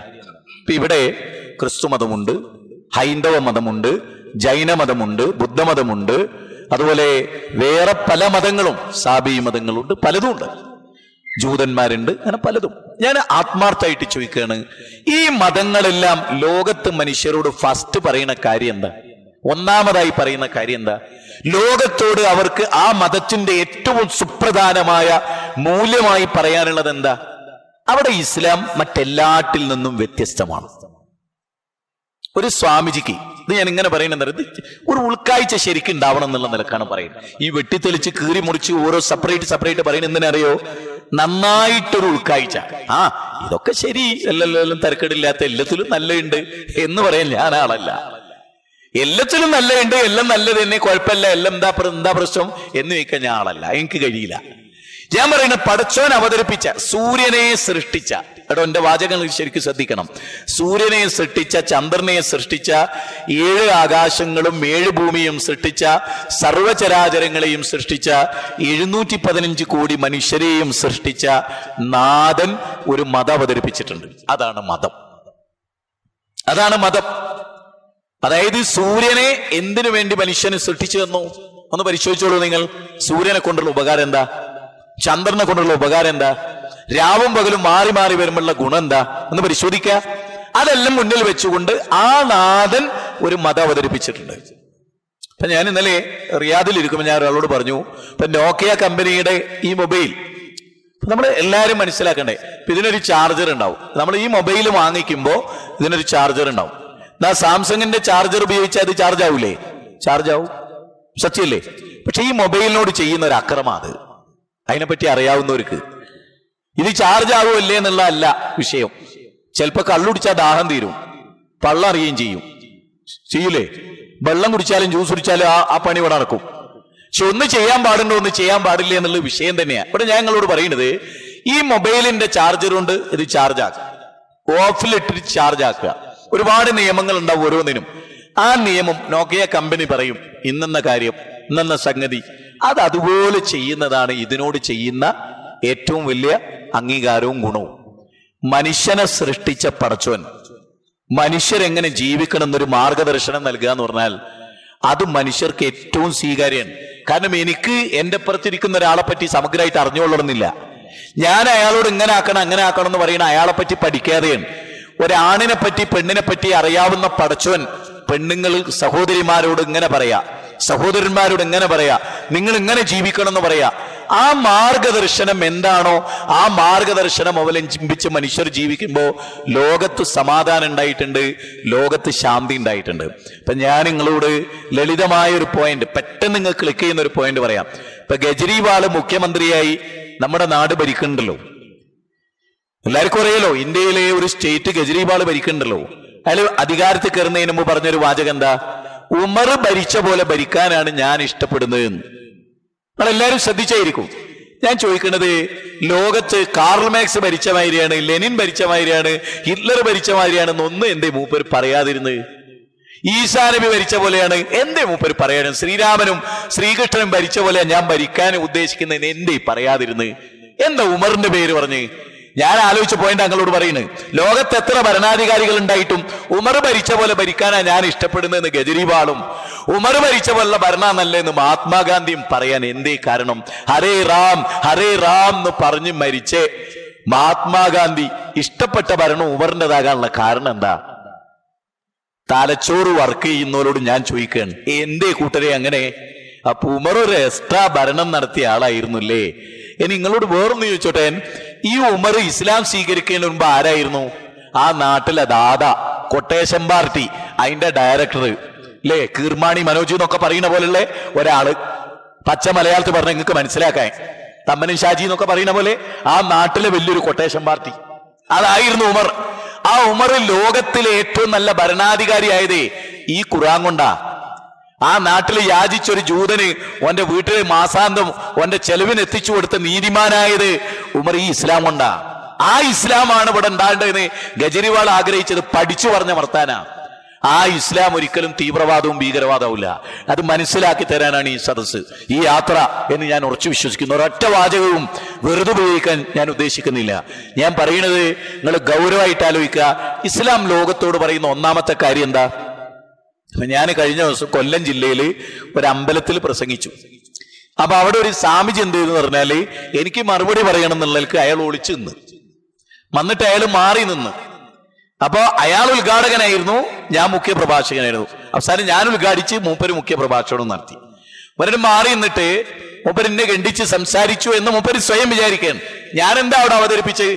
ആ അമ്പലത്തിൽ ഇരിക്കുന്ന ഹൈന്ദവരോടും ക്രൈസ്തവരോടും അവിടുത്തെ മതക്കാരോടും നമ്മളൊക്കെ ഒരു അച്ഛൻ്റെയും അമ്മയുടെയും മക്കളാണ്, നമ്മുടെ ദൈവം ഒന്നാണ്, നമ്മൾ ഹിന്ദു മുസ്ലിം ക്രിസ്ത്യനാണ് തല്ലേണ്ടവരല്ല, നമ്മൾ ഒറ്റക്കെട്ടായി നിൽക്കേണ്ടവരാണ്, നമുക്ക് വായും വെള്ളവും നൽകിയ പടച്ചോൻ ഒന്നാണ്, നമ്മൾ കഴുത്തറുത്തതും വർഗീയ കലാപുണ്ടായതും വ്യത്യസ്ത ദൈവങ്ങളുടെ പേരിലാണ്, മതങ്ങളുടെ പേരിലാണ്, ആ തമ്മത്തല്ല അവസാനിപ്പിക്കണം എന്നാണ് ഞാനവിടെ പ്രസംഗിച്ച് അവസാനിപ്പിച്ച്. എനിക്ക് മറുപടി പറഞ്ഞാലോ, നമ്മൾ എന്നും തല്ലണം, നമ്മൾ എന്നും അടിക്കണം, എന്നും കുത്തണം എന്നുള്ള ആശയാണ് ജനങ്ങളുടെ മുമ്പിൽ പറഞ്ഞത്. ഇപ്പൊ നിങ്ങൾ എന്നെ ചിന്തിച്ചിട്ടുണ്ടോ, ഒരു സ്വാമിജിക്ക് ഇവിടെ വന്നിട്ട് ഇപ്പൊ ഇതേപോലെ നമ്മൾ ക്ഷണിച്ചു കൊണ്ടുവന്നിട്ട് ഒരു മാനവ മൈത്രി സമ്മേളനം സൗദി അറേബ്യയിൽ വെച്ചു എന്ന് വിചാരിച്ചോളി, ഒരു സ്വാമിജിക്ക് ഇവിടെ കയറിയിട്ട് ഇങ്ങനെ പറയാൻ കഴിയുമോ? നിങ്ങൾ ചിന്തിച്ചോളൂ. ഈ സദസ്സിൽ ഇരിക്കുന്ന ഹൈന്ദവരുണ്ടെങ്കിൽ നിങ്ങൾ ചിന്തിച്ചോളൂ, ക്രൈസ്തവരുണ്ടെങ്കിൽ നിങ്ങളും ചിന്തിച്ചോളൂ. ഒരു സ്വാമിജിക്ക് ഇവിടെ വന്നിട്ട് ഇങ്ങനെ പറയാൻ പറ്റുമോ? 7 ആകാശങ്ങളെയും 7 ഭൂമിയെയും അതിലെ സർവചരാചരങ്ങളെയും ഈ ലോകത്തിലെ അചേതനങ്ങളും സചേതനങ്ങളുമായ സകല വസ്തുക്കളെയും 715 കോടി മനുഷ്യരെയും എല്ലാം സൃഷ്ടിച്ച ദൈവത്തെയാണ് നമ്മൾ ആരാധിക്കേണ്ടത്, നമ്മളൊരു അച്ഛൻ്റെ അമ്മയുടെ മക്കളാണെന്ന് ഒരു സ്വാമിജിക്ക് കേരളത്തിൽ പ്രസംഗിക്കാൻ കഴിയുമോ? കഴിയോ? ചിന്തിച്ചോളൂ, നന്നായിട്ട് ആലോചിച്ചോളൂ. കഴിയോ? കഴിയില്ല. ഒരു പള്ളിയിലച്ഛന് എഴുന്നേറ്റെന്ന് പറയാൻ പറ്റുമോ? യേശുക്രിസ്തു ജനിക്കുന്നതിന് മുമ്പ്, കന്യാമറിയം ഉണ്ടാകുന്നതിന് മുമ്പ് ആകാശവും ഭൂമിയും ഉണ്ടായിരുന്നു, മനുഷ്യരുണ്ടായിരുന്നു, അവരാരാധിച്ചിരുന്നു. അതുകൊണ്ട് ലോകത്തിലെ സകല മനുഷ്യരെയും സൃഷ്ടിച്ച പടച്ചോനെയാണ് ആരാധിക്കേണ്ടതെന്ന് വത്തിക്കാനിലെ പോപ്പിന് പ്രസംഗിക്കാൻ കഴിയോ? ഇല്ലെങ്കിൽ എന്തോ ഒരു തകരാറുണ്ടല്ലേ? മനുഷ്യനെ ഒന്നിപ്പിക്കുന്ന തത്വം പറയാൻ പള്ളിയിലച്ഛനും കഴിയില്ല, സ്വാമിജിക്കും കഴിയില്ല. പക്ഷെ നമുക്ക് പറയാൻ പറ്റില്ലേ? ഇന്ന് വരെ നമ്മൾ പറയണതല്ലേ, ലോകത്തോട് നമ്മൾ പറയണ. അത് പറയാൻ ഏത് ആദർശം മനുഷ്യനെ പ്രേരിപ്പിച്ചു? ഇസ്ലാം സഹിഷ്ണുതയുടെ മതം, സമാധാനത്തിന്റെ നിലമുള്ള വിഷയം. ഇസ്ലാമിന്റെ ഏറ്റവും വലിയ പ്രത്യേകത എന്താ? ഒരച്ഛന്റെ അമ്മയുടെയും മക്കളാണ് സകല മനുഷ്യരും. ജാതിയുടെ പേരിൽ തല്ലരുത്, കഴുത്തറക്കരുത് എന്ന് ലോകത്തോട് താത്വികമായി പറഞ്ഞ ഏക മതേതാ? ഇസ്ലാമാണ്. പിന്നെ എങ്ങനെ അത് ജീർണതയുടെ മതമായി? എങ്ങനെ അത് അസഹിഷ്ണുതയുടെ മതമായി? നിങ്ങൾ ആലോചിച്ചൊക്കെ, ഏറ്റവും ലേറ്റസ്റ്റ് ഭഗവത്ഗീതയും മനുസ്മൃതിയും മാറ്റിവെക്കുന്നു, അതിൽ ജാതീയത ഉള്ളത് കൊണ്ട് എന്ന് പരസ്യമായിട്ട് അതിന്റെ ആളുകൾ പറയാ ലോകത്തോട്, അതിന്റെ നേതാക്കന്മാര് പറയാ. നമുക്ക് പറയണ്ടോ ഖുർആൻ ഞങ്ങൾ മാറ്റിക്കണ, അതിൽ ജാതീയത ഉണ്ട്? ഇല്ല സുഹൃത്തുക്കളെ, ആ ഖുർആനിൽ ഒരിടത്തും ഞാൻ അത് നിങ്ങൾക്ക് എളുപ്പത്തിൽ മനസ്സിലാക്കി തരാം. ഞാൻ കഴിഞ്ഞ 2 മാസങ്ങൾക്ക് മുമ്പ് തിരുവനന്തപുരത്ത് എളുപ്പത്തിൽ കാര്യങ്ങൾ പഠിപ്പിക്കണം എന്നുള്ള കേട്ടോ അത് പറയുന്നത്. അപ്പൊ കുറച്ച് ക്രിസ്ത്യാനികളായ ആളുകൾ എൻ്റെ അടുത്ത് ഇസ്ലാമിനെ പറ്റിയും ക്രിസ്തു മതത്തെ പറ്റിയും പറയാൻ വേണ്ടിയിട്ട് വന്നു. അപ്പൊ ഞാൻ ഞങ്ങളുടെ ഓഫീസിൽ ഇങ്ങനെ ഇരുന്നു, അവർ വന്നു, അവിടെ ഇരുന്നു. ഞാൻ അവരോട്, സ്ത്രീകളുണ്ടായിരുന്നു, പുരുഷന്മാരുണ്ടായിരുന്നു, അപ്പൊ ഞാൻ അവരോട് ആത്മാർത്ഥമായിട്ടൊരു ചോദ്യം ചോദിച്ചു. ആ ചോദ്യം നമ്മുടെ വിഷയത്തിന്റെ ഏറ്റവും വലിയ മർമ്മ. ശരിക്കും നിങ്ങൾ കേട്ടോളൂ, ഹൃദയത്തിൽ കുത്തിവെച്ചോളൂ. ഞാൻ അവരോട് ചോദിച്ചു, നിങ്ങൾക്ക് മുഹമ്മദ് നബി സല്ലല്ലാഹു അലൈഹി വസല്ലമയെ കുറിച്ചുള്ള അഭിപ്രായം എന്താണ്? നിങ്ങളുടെ അഭിപ്രായം എന്താണ്? മുഹമ്മദ് നബി സല്ലല്ലാഹു അലൈഹി വസല്ലമയെ കുറിച്ച് ക്രിസ്ത്യാനികളായ എൻ്റെ മുമ്പിലിരിക്കുന്ന നിങ്ങളുടെ അഭിപ്രായം എന്താണ്? എന്നിട്ട് ഞാൻ അവരോട് പറഞ്ഞു, നിങ്ങൾ ആത്മാർത്ഥമായിട്ട് പറയണം, വളച്ചു കെട്ടി പറയരുത്. നിങ്ങളുടെ മനസ്സിൽ എന്താണോ അദ്ദേഹത്തെ കുറിച്ചുള്ളത് അത് നിങ്ങൾ എന്നോട് പറയണം. അല്ലെങ്കിൽ നിങ്ങൾ മനസാക്ഷിയെ വഞ്ചിച്ചവരാകും. അതുകൊണ്ട് ആത്മാർത്ഥമായിട്ട് നിങ്ങൾ മുഹമ്മദ് നബിയെ കുറിച്ച് നിങ്ങൾ അഭിപ്രായം എന്നോട് പറയണം. അപ്പൊ അവരെന്നോട് പറഞ്ഞു, വളരെ മോശക്കാരൻ എന്നുള്ളതാണ് ഞങ്ങളുടെ മനസ്സിലുള്ളത്. ഞാൻ പറഞ്ഞു, അൽഹംദുലില്ലാ, നിങ്ങളുടെ മനസ്സ് നിങ്ങൾ തുറന്നു പറഞ്ഞല്ലോ. എന്നിട്ട് ഞാൻ തിരിച്ചവരോട് വേറൊരു ചോദ്യം ചോദിച്ചു. നിങ്ങൾ ശരിക്കും കേട്ടോളൂ. ആ ചോദ്യം എന്താ പറഞ്ഞാൽ, ഈസാ നബിയെ കുറിച്ച് എനിക്ക് എന്താ അഭിപ്രായം ഉള്ളത് നിങ്ങൾക്കറിയോ എന്ന് ചോദിച്ചു. ശരിക്കും ചിന്തിക്കണം. ഈസാ നബിയെ കുറിച്ച് എനിക്ക് എന്താ അഭിപ്രായം ഉള്ളത് നിങ്ങൾക്കറിയോ? അപ്പൊ എന്റെ മുമ്പിൽ ഇരുന്ന മുഴുവൻ ക്രിസ്ത്യാനികൾ പറയും, നിങ്ങൾക്ക് ഏറ്റവും നല്ല അഭിപ്രായം ഉള്ളതെന്ന് ഞങ്ങൾക്കറിയാം. ഞാൻ പറഞ്ഞു, ഇതാണ് ഇസ്ലാമും ക്രിസ്ത്യാനിറ്റിയും തമ്മിൽ ഉള്ള വ്യത്യാസം. അപ്പൊ നിങ്ങൾക്ക് മനസ്സിലായി ഏത് സഹിഷ്ണുതയുടെ മതം, ഏത് സഹിഷ്ണുതയല്ല. 2.5 മണിക്കൂർ പ്രസംഗിക്കൊന്നും വേണ്ട, അത് മതി. ഈ വിഷയം കഴിഞ്ഞ് ഇനി നിങ്ങൾ കുറച്ചുകൂടി ഗൗരവപ്പെട്ടു ഒന്ന് കേട്ടോളേ. അത് നിങ്ങൾക്ക് ശരിക്കും ക്ലിക്ക് ചെയ്യും. അത് ക്ലിക്ക് ചെയ്തിട്ടില്ല നിങ്ങൾ നന്നാക്കാൻ വേറൊരാക്കിട്ട് കഴിയൂല. എന്താണ്? ദുബായിൽ നിന്ന് ഒരു പയ്യൻ എന്നെ വിളിക്കുകയാണ്, ഹനീഫ എന്ന് പറഞ്ഞിട്ട്, കാസർഗോട്ടുകാരനാണ്. അപ്പൊ അവൻ എന്നോട് പറയണെന്ന് വെച്ചാൽ, ഉസ്താദ് എനിക്ക് കുറച്ച് സംശയങ്ങളുണ്ട്. ഞാൻ കഴിഞ്ഞ കുറച്ച് മാസമായിട്ട് ക്രിസ്ത്യാനികളുടെ കൂടെയാണ്, ഞാൻ ഇസ്ലാം വിട്ട് ക്രിസ്തുമതം സ്വീകരിക്കാൻ പോവുകയാണ് എന്നൊക്കെ പറഞ്ഞിട്ടാണ് അവന് എന്നെ വിളിക്കുന്നത്. ഞാൻ ചോദിച്ചു, മോനെ ഹനീഫ, അന്റെ പേരിന്റെ ആശയത്തിനെതിരാകാൻ എന്താ കാരണം എന്ന് ചോദിച്ചു. ഹനീഫ എന്ന് പേരിട്ടിട്ട് അതിനെതിരായി പ്രവർത്തിക്കുന്ന ഒരുപാട് ആളെ നമുക്ക് ലോകത്ത് കാണാം. പേര് ഹനീഫ എന്നായിരിക്കും, പക്ഷെ അതിന്റെ ഒരു യോഗ്യതയും ജീവിതത്തിലുണ്ടാവില്ല, ഒന്നിലും ഉണ്ടാവില്ല. അപ്പൊ ഞാനോട് ചോദിച്ചു, മോനെ ആ പേരിട്ടിട്ട് നീ എന്താ ഇങ്ങനെ ആയിപ്പോയത് എന്ന് ചോദിച്ചു. എന്നാലും ഞാൻ അവനോടൊരു ചോദ്യം ചോദിച്ചു, നീ ഇപ്പോ ക്രിസ്ത്യാനിയായിട്ട് അങ്ങനെ ജീവിച്ചു മരിക്കണം എന്നാണല്ലോ ആഗ്രഹിക്കണത്, ഇസ്ലാം ശരിയല്ല എന്നാണല്ലോ നീ പറയണത്. അപ്പൊ ഞാൻ അവനോട് ചോദിച്ചു, മുസ്ലിം ആയ കാലത്ത് നിനക്ക് മുഹമ്മദ് നബി സല്ലല്ലാഹു അലൈഹി വസല്ലമയുടെ വെറുപ്പായിരുന്നോ ഇഷ്ടായിരുന്നോ? നിങ്ങൾ ശരിക്ക് ഹൃദയത്ത് 2 ബൃഹത് ഗ്രന്ഥങ്ങൾ വായിച്ചാൽ കിട്ടാത്ത ഒരു വിവര പറയുന്നത്. ഞാൻ അവനോട് ചോദിച്ചു, മോനെ ഇസ്ലാം ആയ കാലത്ത് നിനക്ക് മുഹമ്മദ് നബീനോട് വെറുപ്പായിരുന്നോ ഇഷ്ടായിരുന്നോ? അപ്പൊ എന്ത് ചോദ്യാണ് ബാലുശ്ശേരി, എനിക്ക് ഇഷ്ടായിരുന്നു. ഞാൻ ചോദിച്ചു, ഇസ്ലാം ആയ കാലത്ത് യേശു ക്രിസ്തുവിനോട് വെറുപ്പായിരുന്നോ ഇഷ്ടായിരുന്നോ? ഇഷ്ടായിരുന്നു. മൂസാ നബീനോട് വെറുപ്പായിരുന്നോ ഇഷ്ടായിരുന്നോ? മുസ്ലിം ആയ കാലത്ത് ഈസാ നബീന്റെ പേര് കേൾക്കുമ്പോ അലൈഹി സ്വലാത്തു വസ്സലാം എന്ന് നീ പറയോ? പറയാറുണ്ട്. മൂസാ നബിയുടെ പേര് കേൾക്കുമ്പോ അലൈഹി സ്വലാത്തു വസ്സലാം എന്ന് നീ പറയോ? പറയാറുണ്ട്. അടുത്ത എന്റെ ചോദ്യം എന്താ അറിയോ? ഇപ്പൊ ഈ ക്രിസ്ത്യാനി ആയപ്പോ നിനക്ക് മുഹമ്മദ് നബീനെ ഇഷ്ടാണോ വെറുപ്പാണോ? അവൻ പറഞ്ഞു, എനിക്ക് വെറുപ്പാണ്. മൂസാ നബീനോ വെറുപ്പാണ്. അപ്പൊ മുസ്ലിമായ കാലത്ത് 3 നബിമാരോടും വെറുപ്പില്ലാത്ത, ഓരോടൊക്കെ ഇഷ്ടമുള്ള, ഓരോ പേര് കേൾക്കുമ്പോ ഇവിടെ ഇരിക്കുന്ന ക്രിസ്ത്യാനികളോ ഹൈന്ദവ സഹോദരങ്ങളോ ഉണ്ടെങ്കിൽ നിങ്ങളോട് ഞാൻ ആത്മാർത്ഥമായിട്ട് പറയാണ്. കാരണം മതം തമാശയല്ല, മതം ഒരു കേവല വിനോദമല്ല. ഈ സദസ്സിന്ന് പിരിഞ്ഞ് നിങ്ങളോ ഞാനോ മരിച്ചാൽ എനിക്ക് പടച്ചോനോട് പറയാം, എന്റെ സദസ്സിൽ ഇരുന്നോലെ പടച്ചോനെ ഞാൻ വളച്ചുകെട്ടില്ലാതെ കാര്യം പറഞ്ഞിരുന്നു, നിങ്ങളത് കേട്ടിരുന്നു എന്ന് എനിക്ക് പറയാ. നിങ്ങളൊന്നും മനസ്സിലാക്കിക്കൊള്ളി, ഞാൻ ഉറപ്പിച്ച് പറയാണ്. ഓൻ മുസ്ലിമായ കാലത്ത്, ഈ കാസർകോട്ടുകാരനെ ഹനീഫ മുസ്ലിമായ കാലത്ത് സുഹൃത്തുക്കളെ ഓന് മുഹമ്മദ് നബീനോട് വെറുപ്പില്ല, ഇഷ്ടാണ്. അതുകൊണ്ട് അദ്ദേഹത്തിന്റെ അനുയായികളോട് ഒരു വെറുപ്പില്ല. ഓന് ഈസാ നബീനോട് ഇഷ്ടാണെന്ന് മാത്രമല്ല, യേശു ക്രിസ്തുവിന്റെ പേര് കേൾക്കുമ്പോൾ ഓന്റെ പ്രാർത്ഥന എന്താ? അലൈഹിസ്സലാത്തു വസ്സലാം, അല്ലാഹുവേ യേശു ക്രിസ്തുവിന് നീ രക്ഷയും സമാധാനവും നൽകണേ. മൂസാ നബീന്റെ പേര് കേൾക്കുമ്പോൾ പറയുന്നെന്താ? രക്ഷയും സമാധാനം നൽകണേ. ഓൻ ഇസ്ലാം വിട്ട് ക്രിസ്ത്യാനിയായപ്പോ മുഹമ്മദ് നബീന്റെ പേര് കേൾക്കുമ്പോൾ ലേനത്ത് ചെല്ലുന്നു, മുഹമ്മദ് നബിയും വെറുക്കുന്നു, അതുപോലെ മൂസാ നബിയും വെറുക്കുന്നു. അപ്പൊ ക്രിസ്ത്യാനി ആകുന്നതോടുകൂടി സംഭവിക്കുന്ന എന്താണ്? 2 പ്രവാചകന്മാരുടെ വെറുപ്പും 2 പ്രവാചകന്മാരുടെ സമൂഹത്തോട് വെറുപ്പും. അപ്പൊ ഏതിനാ സഹിഷ്ണുത? ഇനി ഇതിനേക്കാൾ പൊളിച്ച് ചെയ്താൻ ഈ വിഷയത്തിൽ വേറില്ല. ഇത് കോട്ടയത്ത് ക്രിസ്ത്യാനികളെ നടുവ് പോയിട്ട് പറഞ്ഞിട്ടുണ്ടേനെ.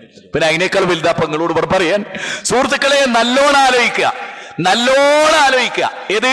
ഒരാള് മുസ്ലിമായ കാലത്ത് എല്ലാ പ്രവാചകന്മാരോടും ഇഷ്ടം, ക്രിസ്ത്യാനാകുന്നതിനോടുകൂടി 2 പ്രബല മതത്തിന്റെ പ്രവാചകന്മാരോട് തീർത്താ തീരാത്ത ശത്രുത. അപ്പൊ ഏതാ സഹിഷ്ണുത? ഏതാ സഹിഷ്ണുത അല്ലാത്തത്?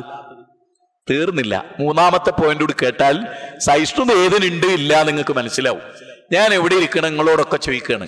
ലോകത്ത് മുഹമ്മദ് നബിയെ ചീത്ത പറഞ്ഞുകൊണ്ട് എഴുതിയ ഗ്രന്ഥങ്ങൾ ക്രൈസ്തവ ലോകത്ത് എമ്പാടുമുണ്ട്, അല്ലേ? മഞ്ചേരി എന്ന് പറഞ്ഞൊരു സ്ഥലല്ലേ, അല്ലേ? കേരളത്തിൽ മഞ്ചേരി എന്ന് പറഞ്ഞൊരു സ്ഥലല്ലേ? അവിടെ മർക്കസുൽ ബിഷാറ എന്ന് പറഞ്ഞിട്ട് ഒരു ക്രിസ്തീയ മിഷണറി കേന്ദ്രല്ലേ? ഫാദർ അലവി എന്ന് പറഞ്ഞിട്ടൊരാളല്ലേ അവിടുന്ന് എഴുതിയ ഒരു പുസ്തകത്തിലുള്ള വാചകം എന്താ അറിയങ്ങള്? മുഹമ്മദ് നബി മദ്യപിച്ച് ചാണകക്കൂനയിലേക്ക് മുഖം കമയുന്ന് വീണ് മരിച്ചു. മുഹമ്മദ് നബി സല്ലല്ലാഹു അലൈഹി വസല്ലമയെ കുറിച്ച് പച്ച മലയാളത്തില് മഞ്ചേരിയിലെ ഫാദർ അലുവിന്റെ നേതൃത്വത്തിൽ എഴുതിയ പുസ്തകത്തിലുള്ള എന്താണ്? മദ്യപിച്ച് ലക്ക് കെട്ട് ചാണകക്കൂനയിലേക്ക് മുഖം കമയുന്ന് വീണ് പ്രവാചക തിരുമേനി മരിച്ചു. നഊദു ബില്ലാഹ്. ആർണോൾഡ് ടോയംബി എന്ന് പറയുന്ന ഒരു മനുഷ്യനുണ്ട്. ദ സിവിലൈസേഷൻ ഓൺ ട്രയൽ എന്ന് പറയുന്ന ഗ്രന്ഥത്തിൽ ആർണോൾഡ് ടോയംബി പറയാണ്, മദ്യത്തെക്കുറിച്ച് പറയുകയും മദ്യമുക്തമായ രാഷ്ട്രം സൃഷ്ടിക്കുകയും ചെയ്ത ലോകത്തിലെ ഏക ആൺകുട്ടി പ്രൊഫറ്റ് മുഹമ്മദ് സല്ലല്ലാഹു അലൈഹി വസല്ലം. ആ നബീനെ കുറിച്ച് എന്ത് പറയുന്നത്? മദ്യപിച്ച് ചാണകക്കൂനയിലേക്ക് വീണ് മറിഞ്ഞാള്. ഞാൻ ഇവിടെ ഇരിക്കുന്ന വല്ല ക്രിസ്ത്യാനികളുടെ നിങ്ങളോടും പറയാ, ഈ പള്ളി കൊള്ളാൻ മാത്രം നബീനെ തെറി പറഞ്ഞ പുസ്തകം ക്രൈസ്തവ ലോകത്തുണ്ട്. അട്ടിട്ടാല് ഈ മൂല മുതൽ ആ മൂല വരെ അട്ടിട്ടാല് ബാക്കി കണ്ടെയ്നറിൽ പുറത്ത് നിർത്തേണ്ടി വരുന്ന ഗ്രന്ഥം മുഹമ്മദ് നബിയെ പറ്റി മാത്രം ക്രിസ്ത്യാനികൾ ചീത്ത പറയാൻ എഴുതിയിട്ടുണ്ട്. ഇനി എന്റെ ചോദ്യം, മുജാഹിദ് ബാലുശ്ശേരി എന്ന എളിയ ഇസ്ലാമിക പ്രബോധകന്റെ ചോദ്യം, ഈസാ നബീനെ ചീത്ത പറഞ്ഞിട്ട് നോക്ക് മനുഷ്യന്മാരെ, ഇത്രയുള്ളൊരു കടലാസ് ഈസാ നബിയെ പറ്റി മുസ്ലിങ്ങൾ വെറുപ്പിന്റെ ഒരു വാചകം പറഞ്ഞ് നിങ്ങൾ ഹാജരാക്കിയ നിങ്ങൾ പറയുന്ന പണി ഞാൻ എടുക്കും. ഈസാ നബിയെ കുറിച്ച് മുസ്ലിങ്ങൾ ചീത്ത പറയുന്ന വെറുപ്പിന്റെ വിദ്വേഷത്തിന്റെ ഒരു വാക്ക് പറയുന്ന ഇത്രയുള്ളൊരു കടലാസ്, ഒരു ഗ്രന്ഥം വേണ്ട, ഇത്രയുള്ളൊരു കടലാസ്. നേരെ വെച്ച് മുഹമ്മദ് നബീനെ ചീത്ത പറയുന്ന 100 കണ്ടെയ്നറിൽ കൊണ്ട് ചേർക്കി തരും ഞാൻ. മുഹമ്മദ് നബീനെ പറ്റി പച്ച തോന്നിയാസം. അപ്പൊ ഞാൻ കഴിഞ്ഞ ദിവസം എന്നോട് ഒരു മുസ്ലിമായ ചെറുപ്പക്കാരനെങ്ങനെ പള്ളിയിലച്ചന്മാരിങ്ങനെ ബുദ്ധിമുട്ടിച്ചിട്ട് ഓൻ പറയാണ്, എന്താ നമ്മളെ നബി ഒരുപാട് കെട്ടി അങ്ങനാക്കി ഇങ്ങനാക്കി ആനയാക്കി ചേനയാക്കി. ഞാൻ ചോദിച്ചു, മോനെ ഇതൊക്കെ ആരാ എന്നോട് പറഞ്ഞു? ഇതൊരു പള്ളിയിലച്ചൻ പറഞ്ഞു തന്നാണ്. ഏയ്, നമ്മുടെ പണിയൻ എന്താണ്? ഒരു ജനത നേരെ വിളിച്ച് ഇസ്ലാമിന്റെ ഒരു പ്രത്യേകത എന്താ? നിങ്ങൾ ആരെങ്കിലും ആലോചിച്ചിട്ടുണ്ടോ എന്ന് എനിക്കറിയില്ല. നിങ്ങൾ ആരെങ്കിലും ആലോചിച്ചിട്ടുണ്ടോ എന്ന് അറിയില്ല. ഞാൻ ചരിത്രത്തിൽ ഒരു സംഭവം പറഞ്ഞുതരാം. ജഅഫർ ബിൻ അബീ ത്വാലിബ് റളിയല്ലാഹു അൻഹു, നേഗസ് രാജാവ്. ഈ നേഗസ് രാജാവ് എന്ന് പറഞ്ഞാൽ ക്രിസ്തീയ ഭരണാധികാരി. ഈ ക്രിസ്തീയ ഭരണാധികാരിയുടെ സമീപത്തേക്ക് ജഅഫർ ബിൻ അബീ ത്വാലിബ് എന്ന് പറയുന്ന പ്രവാചകന്റെ ശിഷ്യൻ പോവുകയാണ്. അവിടെ ഒരു സംഭവം ഉണ്ടായി. നിങ്ങൾ ശരിക്കും മനസ്സ് കുറിച്ചിടണം, നന്നായിട്ട് മനസ്സ് കുറിച്ചിടണം. എന്താ സംഭവം? അബൂ സുഫിയാൻ ചെന്നിട്ട് പറയാണ്, മറിയം ബീവിയെ കുറിച്ചും ഈസാ നബിയെ കുറിച്ചും ഇവർക്ക് മോശമായ ധാരണയുള്ളത്. ഞാൻ ചുരുക്കി പറയട്ടോ, ശരിക്കും മനസ്സിലായിക്കോളി. സഹിഷ്ണുത എന്നതിനെ വിവരിക്കാൻ നിങ്ങൾക്ക് ഈ വിഷയത്തിന്റെ അവസാനത്തുമ്പോൾ നിങ്ങൾക്ക് നല്ലൊരു പിക്ചർ കിട്ടുമെന്ന് എനിക്ക് ഉറപ്പുണ്ട്. നല്ലൊരു പിക്ചർ, ശരിക്കുള്ളൊരു സഹിഷ്ണുതയുടെ പിക്ചർ. ജഅഫർ ബിൻ അബീ ത്വാലിബും ടീമും ക്രിസ്ത്യാനിയായ ഭരണാധികാരിയുടെ നാട്ടിലേക്ക് ചെന്നതാണ്. ആ നാട്ടിൽ ചെല്ലുമ്പോ അബൂ സുഫിയാൻ എന്താ പറയണത് അറിയങ്ങള്? അബൂ സുഫിയാൻ പറയുന്നത് ഈസാ നബിയെ കുറിച്ചും കന്യാമറിയമ്മനെ കുറിച്ചും ഒക്കെ മുസ്ലിങ്ങൾക്ക് മോശമായ ധാരണയുള്ളത്, അവരവരെ കുറ്റപ്പെടുത്തിക്കൊണ്ടാണ് ജീവിക്കുന്നത്. ഒന്ന് ചോദിച്ചു നോക്കുന്ന് പറയണ ആരോട്? നേഗസ് രാജാവിനോട്. അപ്പൊ ഈ സംഭവം ഇളക്കി വിട്ടപ്പോ ജഅഫർ ബിൻ അബീ താലിബ് ഒക്കെ ഭയപ്പെടുകയാണ്. അങ്ങനെ അവരൊരു മീറ്റിംഗ് കൂടുകയാണ്. വാമ്രവും ഷൂറാ ബൈനഹും. അവരുടെ കാര്യങ്ങൾ കൂടി ആലോചിച്ച് ജഅഫർ ബിൻ അബീ താലിബ് മാത്രം സംസാരിക്കുമെന്ന് തീരുമാനിച്ച് ഈ രാജാവിന്റെ കൊട്ടാരത്തിൽ ജഅഫർ ബിൻ അബീ താലിബ് സൂറത്ത് മറിയം ഓതി കൊടുക്കുകയാണ്. ശരിക്കും എല്ലാവരും ശരിക്കും ശ്രദ്ധിക്കണം. സൂറത്ത് മറിയം എന്ന് പറയുന്ന ഒരു അധ്യായം, ബൈബിളിൽ മറിയം എന്ന് പറഞ്ഞൊരു അധ്യായമല്ല, നിങ്ങൾ ശരിക്കും മനസ്സിലായിക്കൂടെ? വിശുദ്ധ ഖുർആനിൽ മറിയം എന്ന് പറഞ്ഞ ഒരു ചാപ്റ്റർ, ആ ചാപ്റ്റർ വായിച്ചത് കേൾപ്പിച്ചു കൊടുക്കുകയാണ് ആർക്ക്? നേഗസ് രാജാവിനെ. അപ്പൊ എന്തേ ഉണ്ടായത് അവിടെ? ആ അധ്യായം വായിച്ച് കേൾക്കേണ്ട താമസം കണ്ണുകളിൽ നിന്ന് കണ്ണുനീർ ചാലിട്ടൊഴുകാണ്. ആരുടെ? നേഗസ് രാജാവ് എന്ന ക്രിസ്ത്യാനിയുടെ. ആ തെറ്റിദ്ധാരണ അവിടെ തീരുകയാണ്. ഇനി നിങ്ങൾക്ക് കേൾക്കണോ? ഏറ്റവും രസമുള്ള പോയിന്റ് എന്താണ്? യേശുക്രിസ്തുവിന്റെ മാതാവില്ലേ കന്യാമറിയം, ആ മാതാവിനെ കുറിച്ച് ജൂതന്മാരെന്തായിരുന്നു ലോകത്ത് പറഞ്ഞിരുന്നത്? ക്രിസ്ത്യാനികളെ ഏറ്റവും വേദനിപ്പിക്കുന്ന ചൊടിപ്പിക്കുന്ന വാക്ക്. ജൂതം പറഞ്ഞിരുന്ന വാക്കെന്താ? പിഴച്ചോളാണ്. യാ ഉഖ്ത ഹാറൂൻ, ഹാറൂന്റെ സഹോദരി, ഇങ്ങനെ പിഴച്ചോയല്ലോ, ഒരു ജാരസന്താനത്തിന് ജന്മം നൽകിയല്ലോ, നഊദു ബില്ലാ. അത് പറഞ്ഞവരാണ് ആര്? ജൂതന്മാര്. ആ വാക്ക് ക്രിസ്ത്യാനികളെ ചൊടിപ്പിക്കുവോ? ദുഃഖിപ്പിക്കുവോ? ക്രൈസ്തവരെ ക്രിസ്ത്യാനികളുടെ മുഖത്ത് നോക്കി പറയണെന്താ? യേശുക്രിസ്തു ജാരസന്താനാണ്. അപ്പൊ ആർക്കാ സഹിഷ്ണുത ഉള്ളത്? തീർന്നില്ല. ക്രിസ്ത്യാനികളെ യേശുക്രിസ്തുവിനെ പറ്റി പറഞ്ഞതോ ഒന്ന് തീവ്രവാദമാണ്, മറ്റൊന്ന് ജീർണതയാണ്. ഏതാ ജീർണത? യേശുക്രിസ്തു പിഴച്ച പെണ്ണിന്റെ മോനാണ് എന്ന ജീർണിച്ച വാദവും. തീവ്രവാദം ഏതാ? ഈസാ നബി ദൈവത്തിന്റെ പുത്രനാണ്. ഇത് രണ്ടിന്റെയും ഇടയിലായിരുന്നു മുസ്ലിങ്ങളുടെ സമീപനം. അതെന്താ? ഇസ്ലാമിന് സഹിഷ്ണുത ഉണ്ടോ, മുസ്ലിങ്ങൾക്ക് സഹിഷ്ണുത ഉണ്ടോ എന്ന് പരിശോധിക്കുക. എന്താ സഹിഷ്ണുത? ഇസ്ലാം എന്താ പറഞ്ഞേ? നിങ്ങൾ നോക്ക്, ബൈബിളിൽ ഈസാ നബി കാണിച്ച ഒന്നാമത്തെ അത്ഭുതം എന്താ? ബൈബിളിൽ യേശുക്രിസ്തു കാണിച്ച ഒന്നാമത്തെ അത്ഭുതം എന്താ? കാനായിലെ കല്യാണ വിരുന്നിൽ പച്ചവെള്ളം വീഞ്ഞാക്കി മാറ്റിയിട്ട് കുടിപ്പിച്ച് മത്തനാക്കി എന്നാണ് ഒന്നാമത്തെ അത്ഭുതം ബൈബിളിൽ. അതൊരു പ്രവാചകന് യോജിച്ചതാ. കല്യാണ സദസ്സിൽ പച്ചവെള്ളം കൊണ്ടുവന്നിട്ട് അത് മദ്യമാക്കിയിട്ട് അത് കുടിച്ചിട്ട് മുമ്പ് കിട്ടിയ മദ്യത്തെക്കാൾ സ്ട്രോങ് ആയിരുന്നു ഇത് എന്നാണ് ബൈബിളിൽ പറയുന്നത്. അപ്പോ അബ്കാരി കോൺട്രാക്ടർമാർ ചോദിക്കണം എന്തറിയോ? യേശുക്രിസ്തുവിന് പച്ചവെള്ളം കള്ളാക്കാമെങ്കിൽ സ്പിരിറ്റ് ഞങ്ങൾക്ക് എന്തുകൊണ്ട് കള്ളാക്കിക്കൂടാ? ക്രൈസ്തവരുടെ ചോദ്യം. അപ്പൊ യേശുക്രിസ്തുവിന്റെ മഹത്വം വർദ്ധിച്ചതാണോ ബൈബിളിൽ? അല്ല, അത് ജൂതന്റെ തന്ത്രമായിരുന്നു. യേശുക്രിസ്തുവിനെ മോശപ്പെടുത്തിയാണ് ഒന്നാമത്തെ അത്ഭുതം ബൈബിളിൽ. ഖുർആനിലോ യേശുക്രിസ്തുവിന്റെ മഹത്വത്തെ വാനോളം ഉയർത്തുകയും യേശുക്രിസ്തുവിന്റെ മാതാവിനെ പ്രൊട്ടക്ട് ചെയ്തുകൊണ്ടുമാണ് ഖുർആനിലെ ആദ്യത്തെ അത്ഭുതം. എന്താ അത്ഭുതം? തൊട്ടിലിൽ കിടന്ന് ഈസാ നബി സംസാരിക്കുക, യേശുക്രിസ്തു സംസാരിക്കുക. എന്താ സംസാരിക്കണത്? എന്റെ അമ്മാനെ പറ്റി നിങ്ങൾ പറഞ്ഞ തോന്നിയാസാണ്. എന്റെ അമ്മ പരിശുദ്ധയായ സ്ത്രീയാണ്. ഞാൻ അല്ലാഹുവിന്റെ പ്രവാചകനാണ്. അബ്ദുല്ലാഹി ആതാനിയൽ കിതാബ വജഅലനി നബിയ. ഇതിനേക്കാൾ ശ്രേഷ്ഠമായൊരു സഹിഷ്ണുത. സുബ്ഹാനല്ലാഹ്, നിങ്ങൾ ശരിക്കും ആലോചിക്കണം, വളരെ ഗൗരവമായി പഠിക്കണം എന്ന് എനിക്ക് നിങ്ങളോട് പറയാനുള്ളത്. ഇസ്ലാമിൽ എവിടെയാ സഹിഷ്ണുത? ഇനി അടുത്ത പോയിന്റ്, സൂറത്ത് ആൽ ഇംറാൻ 184 വചനം എന്താ? മുഹമ്മദ് നബി സല്ലല്ലാഹു അലൈഹി വസല്ലം നബിയെ ലോകത്തോട് പറയണം. എന്ത് പറയണം? നബിയെ ലോകത്തോട് പറയണം, നിങ്ങളൊരു പുതിയ പ്രവാചകനായി വന്ന് എല്ലാ മതത്തെയും പൊളിച്ചെഴുതി പ്രവാചകന്മാരെയൊക്കെ തള്ളി ഒരു പുതിയ മതവുമായിട്ട് വന്ന ആളാണ് എന്ന് ലോകത്തോട് പറയണം എന്നാണോ പറഞ്ഞത്? അല്ല നബിയെ, എന്തു പറയണം? ഞങ്ങൾ അല്ലാഹുവിൽ വിശ്വസിച്ചിരിക്കുന്നു എന്ന് പറയണം. ഞങ്ങൾ പൂർവ്വ വേദങ്ങളിൽ വിശ്വസിച്ചിരിക്കുന്നതും പറയണം. ഇബ്രാഹിമിലും ഇസ്മായിലിലും ഇസ്ഹാക്കിലും യാക്കൂബിലും വിശ്വസിച്ചു എന്ന് പറയണം. ഈ യാക്കൂബ് നബിക്കും അദ്ദേഹത്തിന്റെ സന്തതികളിലും അവതരിപ്പിക്കപ്പെട്ട വേദങ്ങളിൽ വിശ്വസിച്ചിരിക്കുന്നു എന്ന് പറയണം. ലാ നുഫർരിഖ് ബൈന അഹദിൻ മിൻഹും വനഹ്നു ലഹു മുസ്ലിമൂൻ. ആ പ്രവാചകന്മാർക്കിടയിൽ ഒന്നും ഞങ്ങൾ ഒരു വേർതിരിവും കൽപ്പിക്കുന്നില്ല, അവരെയൊക്കെ ഞങ്ങൾ അംഗീകരിക്കുന്നു. സകല പ്രവാചകന്മാരെ അംഗീകരിക്കുകയും. ഇനി മുസ്ലിങ്ങളുടെ ഒരു മനസ്സെന്താ? യേശുക്രിസ്തുവിന്റെ പേര് കേൾക്കുമ്പോൾ ഉടനെ മുസ്ലിം എന്തു പറയണം?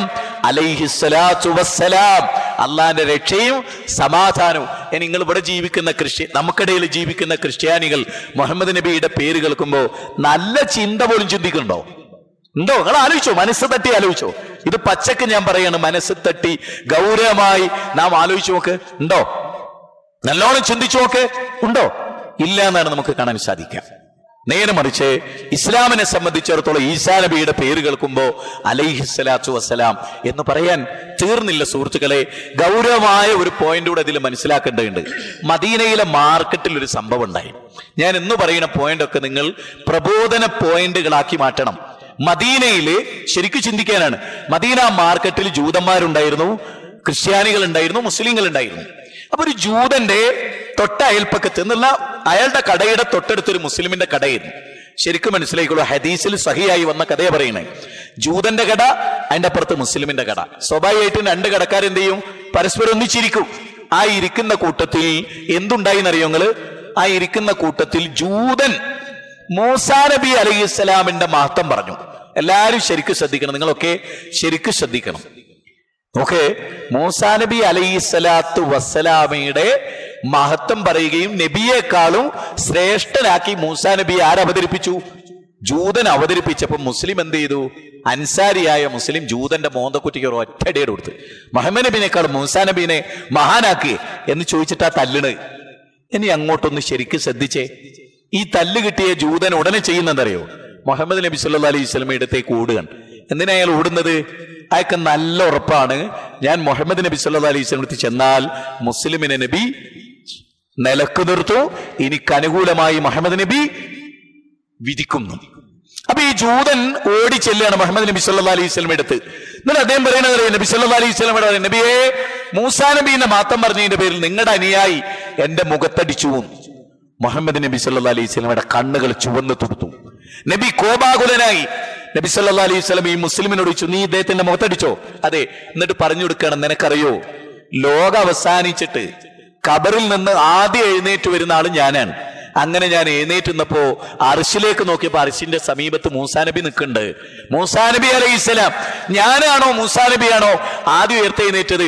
ആർക്കാണ് മഹത്തുള്ളത് എനിക്ക് അറിഞ്ഞുകൂടാ. അതുകൊണ്ട് ഞങ്ങൾ നബിമാർക്കിടയിൽ ഒരു നിലക്കും ഉച്ചനീചത്വത്തിന്റെയോ ഏറ്റക്കുറവുകളുടെയോ വാചകം നിങ്ങൾ ഒരു കാരണവശാലും പറയാൻ പാടില്ല.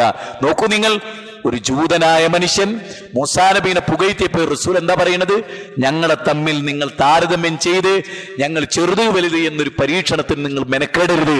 അങ്ങനെ നിങ്ങൾക്കിടയിൽ ഒരു കലാപത്തിന്റെ പ്രതിസന്ധി നിങ്ങൾ സൃഷ്ടിക്കരുത് എന്ന് പഠിപ്പിച്ച മുഹമ്മദ് നബി പഠിപ്പിച്ച മതത്തിന് എന്ത് അസഹിഷ്ണുതയാണ് സുഹൃത്തുക്കളെ! തീർന്നില്ല. ഖലീഫ ഉമർ ഓരോ ചരിത്രവും ഞങ്ങൾക്ക് പുതുതായി പറഞ്ഞു തരില്ല. നിങ്ങൾ കേട്ടതായിരിക്കാം, ചിലത് കേൾക്കാത്തതായിരിക്കാം. ഉമർ ഇബ്നുൽ ഖത്താബ് റളിയല്ലാഹു അൻഹു ഒരു അമുസ്ലിം സഹോദരിയോട്, ശരിക്കും ശ്രദ്ധിച്ചോളൂ, മുസ്ലിം അല്ലാത്ത മറ്റൊരു മതത്തിൽപ്പെട്ട സഹോദരിയോട് ഇസ്ലാം പറഞ്ഞു. ഇസ്ലാം പറയാ മാത്രമല്ല, ഇസ്ലാം മാത്രമാണ് ശരിയെന്നും അത് സ്വീകരിച്ചിട്ടില്ലെങ്കിൽ ഉണ്ടാകുന്ന കുഴപ്പത്തെക്കുറിച്ചും ഒക്കെ പറഞ്ഞു കൊടുത്തു. അല്പസമയം കഴിഞ്ഞപ്പോൾ അദ്ദേഹത്തിന് ഭയങ്കര കുറ്റബോധം ഉണ്ടായി. ആർക്ക്? ഉമർ ഇബ്നുൽ ഖത്താബ് റളിയല്ലാഹു അൻഹു ഭയങ്കര കുറ്റബോധം ഉണ്ടായി. എന്താ കുറ്റബോധം എന്ന് അറിയാം നിങ്ങള്? ഞാൻ ആ സ്ത്രീയെ ഇസ്ലാം സ്വീകരിക്കാൻ നിർബന്ധിച്ചോ? അങ്ങനെ ഒരു പണി എന്റെ ഭാഗത്തു നിന്ന് ഉണ്ടായോ എന്ന് തോന്നുകയാണ്. കുറച്ച് നിർബന്ധ സ്വരത്തിൽ ഞാൻ അവരോട് ആവശ്യപ്പെട്ടോ എന്ന് ആർക്ക് തോന്നുകയാണ്? ഖലീഫ ഉമറിന് തോന്നുകയാണ്. എന്നിട്ട് ഉമർ ഇബ്നുൽ ഖത്താബ് റളിയല്ലാഹു അൻഹു ചെയ്ത പണി എന്താ അറിയോ? രണ്ട് കൈകളും ആകാശത്തേക്ക് ഉയർത്തി അദ്ദേഹം പറഞ്ഞു, അല്ലാഹുവേ, ഞാൻ ആ സ്ത്രീയെ ഇസ്ലാം സ്വീകരിക്കാൻ നിർബന്ധിച്ചുവെങ്കിൽ അല്ലാഹുവേ, നീ എനിക്ക് മാപ്പ് തരണേ, നീ എനിക്ക് പുറത്തു തരണേ. ഈ മതമാണ് ഇന്ന് ലോകത്ത് നോക്ക് നിങ്ങൾ, ഒരു സ്ത്രീയോട് ഇസ്ലാം സ്വീകരിക്കാൻ അല്പം നിർബന്ധം ചെലുത്തിപ്പോയോ എന്ന് തോന്നിയപ്പോൾ പോലും അല്ലാഹുവേ, നീ എനിക്ക് പുറത്തു തരണേ എന്ന് പ്രാർത്ഥിക്കാനാര്? മഹാനായ ഖലീഫ ഉമർ ഇബ്നുൽ ഖത്താബ് റളിയല്ലാഹു അൻഹു. നല്ലോണം ആലോചിച്ചോളൂ. ഇനി ഇസ്ലാം ലോകത്തോട് പറയുന്ന ആശയം എന്താ? ശുദ്ധമായ ഏകദൈവാരാധന, അല്ലേ? ഈസാ നബി അലൈഹിസ്സലാം ലോകത്തോട് പറഞ്ഞ ആദർശം എന്താ? ശുദ്ധമായ ഏകദൈവാരാധന. ലോകത്തിലെ വേദങ്ങളൊക്കെ പറഞ്ഞ ആശയം എന്താ? ശുദ്ധമായ ഏകദൈവാരാധന. ഇസ്ലാമിന്റെ സഹിഷ്ണുതയുടെ ഈ ആരാധനയുമായി ബന്ധപ്പെട്ട് നിങ്ങൾക്കറിയാം, ഖുർആനിലെ ഏറ്റവും വലിയ അധ്യായം ഏതാ? സൂറത്ത് ബഖറ. എന്റെ അർത്ഥം പശു. ഖുർആനിലെ ഏറ്റവും വലിയ അധ്യായം. പശുവിനോട് ഒരു ഉറപ്പും ഇസ്ലാമിനില്ലട്ടോ. പശു എന്ന് പറഞ്ഞ അധ്യായ ഖുർആനിലെ ഏറ്റവും വലിയ അധ്യായം. അല്ലേ? ഇപ്പൊ കഴിഞ്ഞ ദിവസം പോലും പശുവാണോ കാളയാണോ എന്ന് പോലും തിരിച്ചറിയാനുള്ള കണ്ണ് പോലും നഷ്ടപ്പെട്ടിട്ടുണ്ട് ഇന്ത്യയിലെ മനുഷ്യന്മാർക്ക്. ഇത് പോത്തിനെ കൊണ്ടുപോയാലും പശുവാന്ന് തോന്നിപ്പോവുക അല്ലേ? വല്ലാത്തൊരു ദുരന്തല്ലേ? നിങ്ങൾ ആലോചിച്ചോളൂ, ഇത് പോത്തിറച്ചിയാണോ കാള് മാത്രമല്ല തച്ചൊന്നതിന് ശേഷം പോത്തിറച്ചിയാണോ കാളിറച്ചിയാണോ എന്ന് പിന്നെ പരീക്ഷണം എല്ലാം കഴിഞ്ഞിട്ട്. സാധാരണ ട്രെയിന് പോയിട്ട് കയ്യാണിക്കാന്ന് അറിയില്ലല്ലോ. ഇന്ത്യയിൽ അങ്ങനെയാണ്. ഇന്ത്യയിൽ ഇപ്പം നടക്കണ എന്താണ്? ഓൻ തിന്നത് പന്നിറച്ചിയോ കാളിറച്ചിയോ നമുക്ക് പിന്നെ തീരുമാനിക്കാം. ഇപ്പൊ പശുയിറച്ചി എന്ന് പറയാ തച്ചടുക്കില്ല അല്ലെ ചുട്ടടുക്കില്ല. കൊന്നു കഴിഞ്ഞതിന് ശേഷം ഓൻ തിന്നത് എന്താന്ന് നടക്കുക. സത്യല്ലേ? സത്യല്ലേ? അല്ലെ? ഇതുവരെ ഉണ്ടായത് അതല്ലേ? ഇപ്പൊ 2 ചെറുപ്പക്കാരെ, ഏറ്റവും ചെറിയ പ്രായമുള്ള 2 കുട്ടികളെ തച്ച് കൊന്ന് കെട്ടി തൂക്കി അല്ലേ? നിങ്ങൾ ആലോചിച്ച് നോക്കും, നമ്മുടെ കേരളത്തിന്റെ, നമ്മുടെ ഇന്ത്യയുടെ, നമ്മുടെ ലോകത്തിന്റെ ഒക്കെ അവസ്ഥ എന്താ? നിങ്ങൾ ശരിക്കും ചിന്തില്ല. മേനകാ ഗാന്ധി എന്ന് പറഞ്ഞിട്ടൊരു പെണ്ണിന്റെ പേര് നിങ്ങളൊക്കെ ഇട്ടിട്ടുണ്ടാവും. മേനകാ ഗാന്ധി എന്ന് പറഞ്ഞിട്ടൊരു പെണ്ണിനെ നിങ്ങളൊക്കെ ഇട്ടിട്ടില്ലേ? ഉണ്ട്. ഈ പെണ്ണിനോട് നിങ്ങൾ ചോദിക്കും, പട്ടിക്കാണോ മൂല്യം, മനുഷ്യനാണോ മൂല്യം? ഒന്നും ആലോചിക്കാതെ ചിരിച്ചോണ്ട് പറയും പട്ടിക്കാ മൂല്യം. പട്ടിനോട് എന്താ അത്ര ഇൻട്രസ്റ്റ്? ഈ പട്ടിപ്രേമ അധികരിച്ചൊരു പെണ്ണുങ്ങൾക്കാ കൂടുതൽ. നിങ്ങൾ ശരിക്കും ആലോചിക്കണം. അതിന്റെ ഒക്കെ ഒരു സിദ്ധാന്തം എന്താന്ന് ഇവിടെ വെച്ച് ഞാൻ ഇപ്പൊ പറയില്ല. നിങ്ങൾ ആലോചിച്ച് നോക്കുക. അതായത് പേളകിയ നായ കടിച്ചിട്ട് 5 കുട്ടികൾ മരിച്ചാല് ആ 5 കുട്ടികൾ ഡെഡ് ബോഡി മേനകന്റെ മുമ്പ് കൊണ്ടുവച്ച ഓള് പറയണെന്നറിയോ? സാരല്ല, മനുഷ്യനല്ലേ, പട്ടിനെ തൊടാൻ പറ്റില്ല അല്ലേ? ഇതുവരെയുള്ള ചരിത്രമല്ലേ? എന്താ അങ്ങനെ? എന്താ അങ്ങനെ?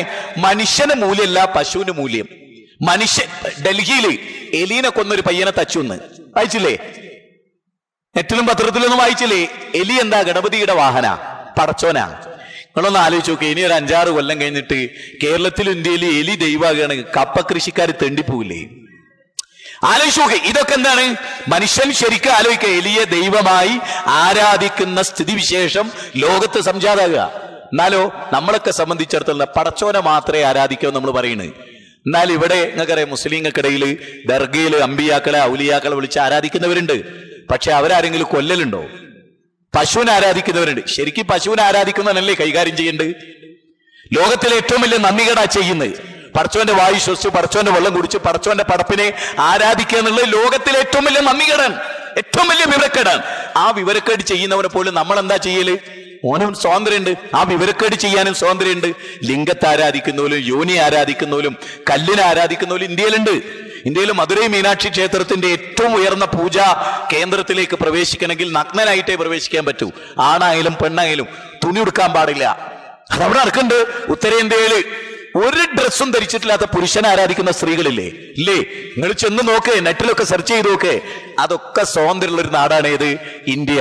ഒരാൾക്ക് പശുവിനെ ആരാധിക്കുക, ഒരാൾക്ക് പശുവിറച്ചി തിന്ന, രണ്ടിനും സ്വാതന്ത്ര്യമുള്ള ഒരു നാട്. ഇസ്ലാമിന്റെ ഒരു പ്രത്യേകത എനിക്ക് അത്ഭുതം തോന്നിയിട്ടുണ്ട്. ഞാൻ നിങ്ങളോട് പറയുന്ന ഈ പോയിന്റുകളൊന്ന് മനസ്സിൽ കുറിച്ചിട്ടോ. പന്നിയിറച്ചി എന്താ? ഹറാമോ ഹലാലോ?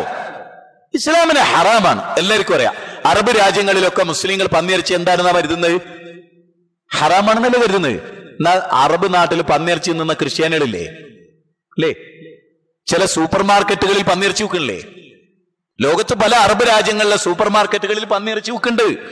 ആ പന്നിയിറച്ചി വിൽക്കുന്ന സൂപ്പർ മാർക്കറ്റ് ഉണ്ടോ മുസ്ലിങ്ങൾ ചുട്ടുകരിക്കുന്നത്?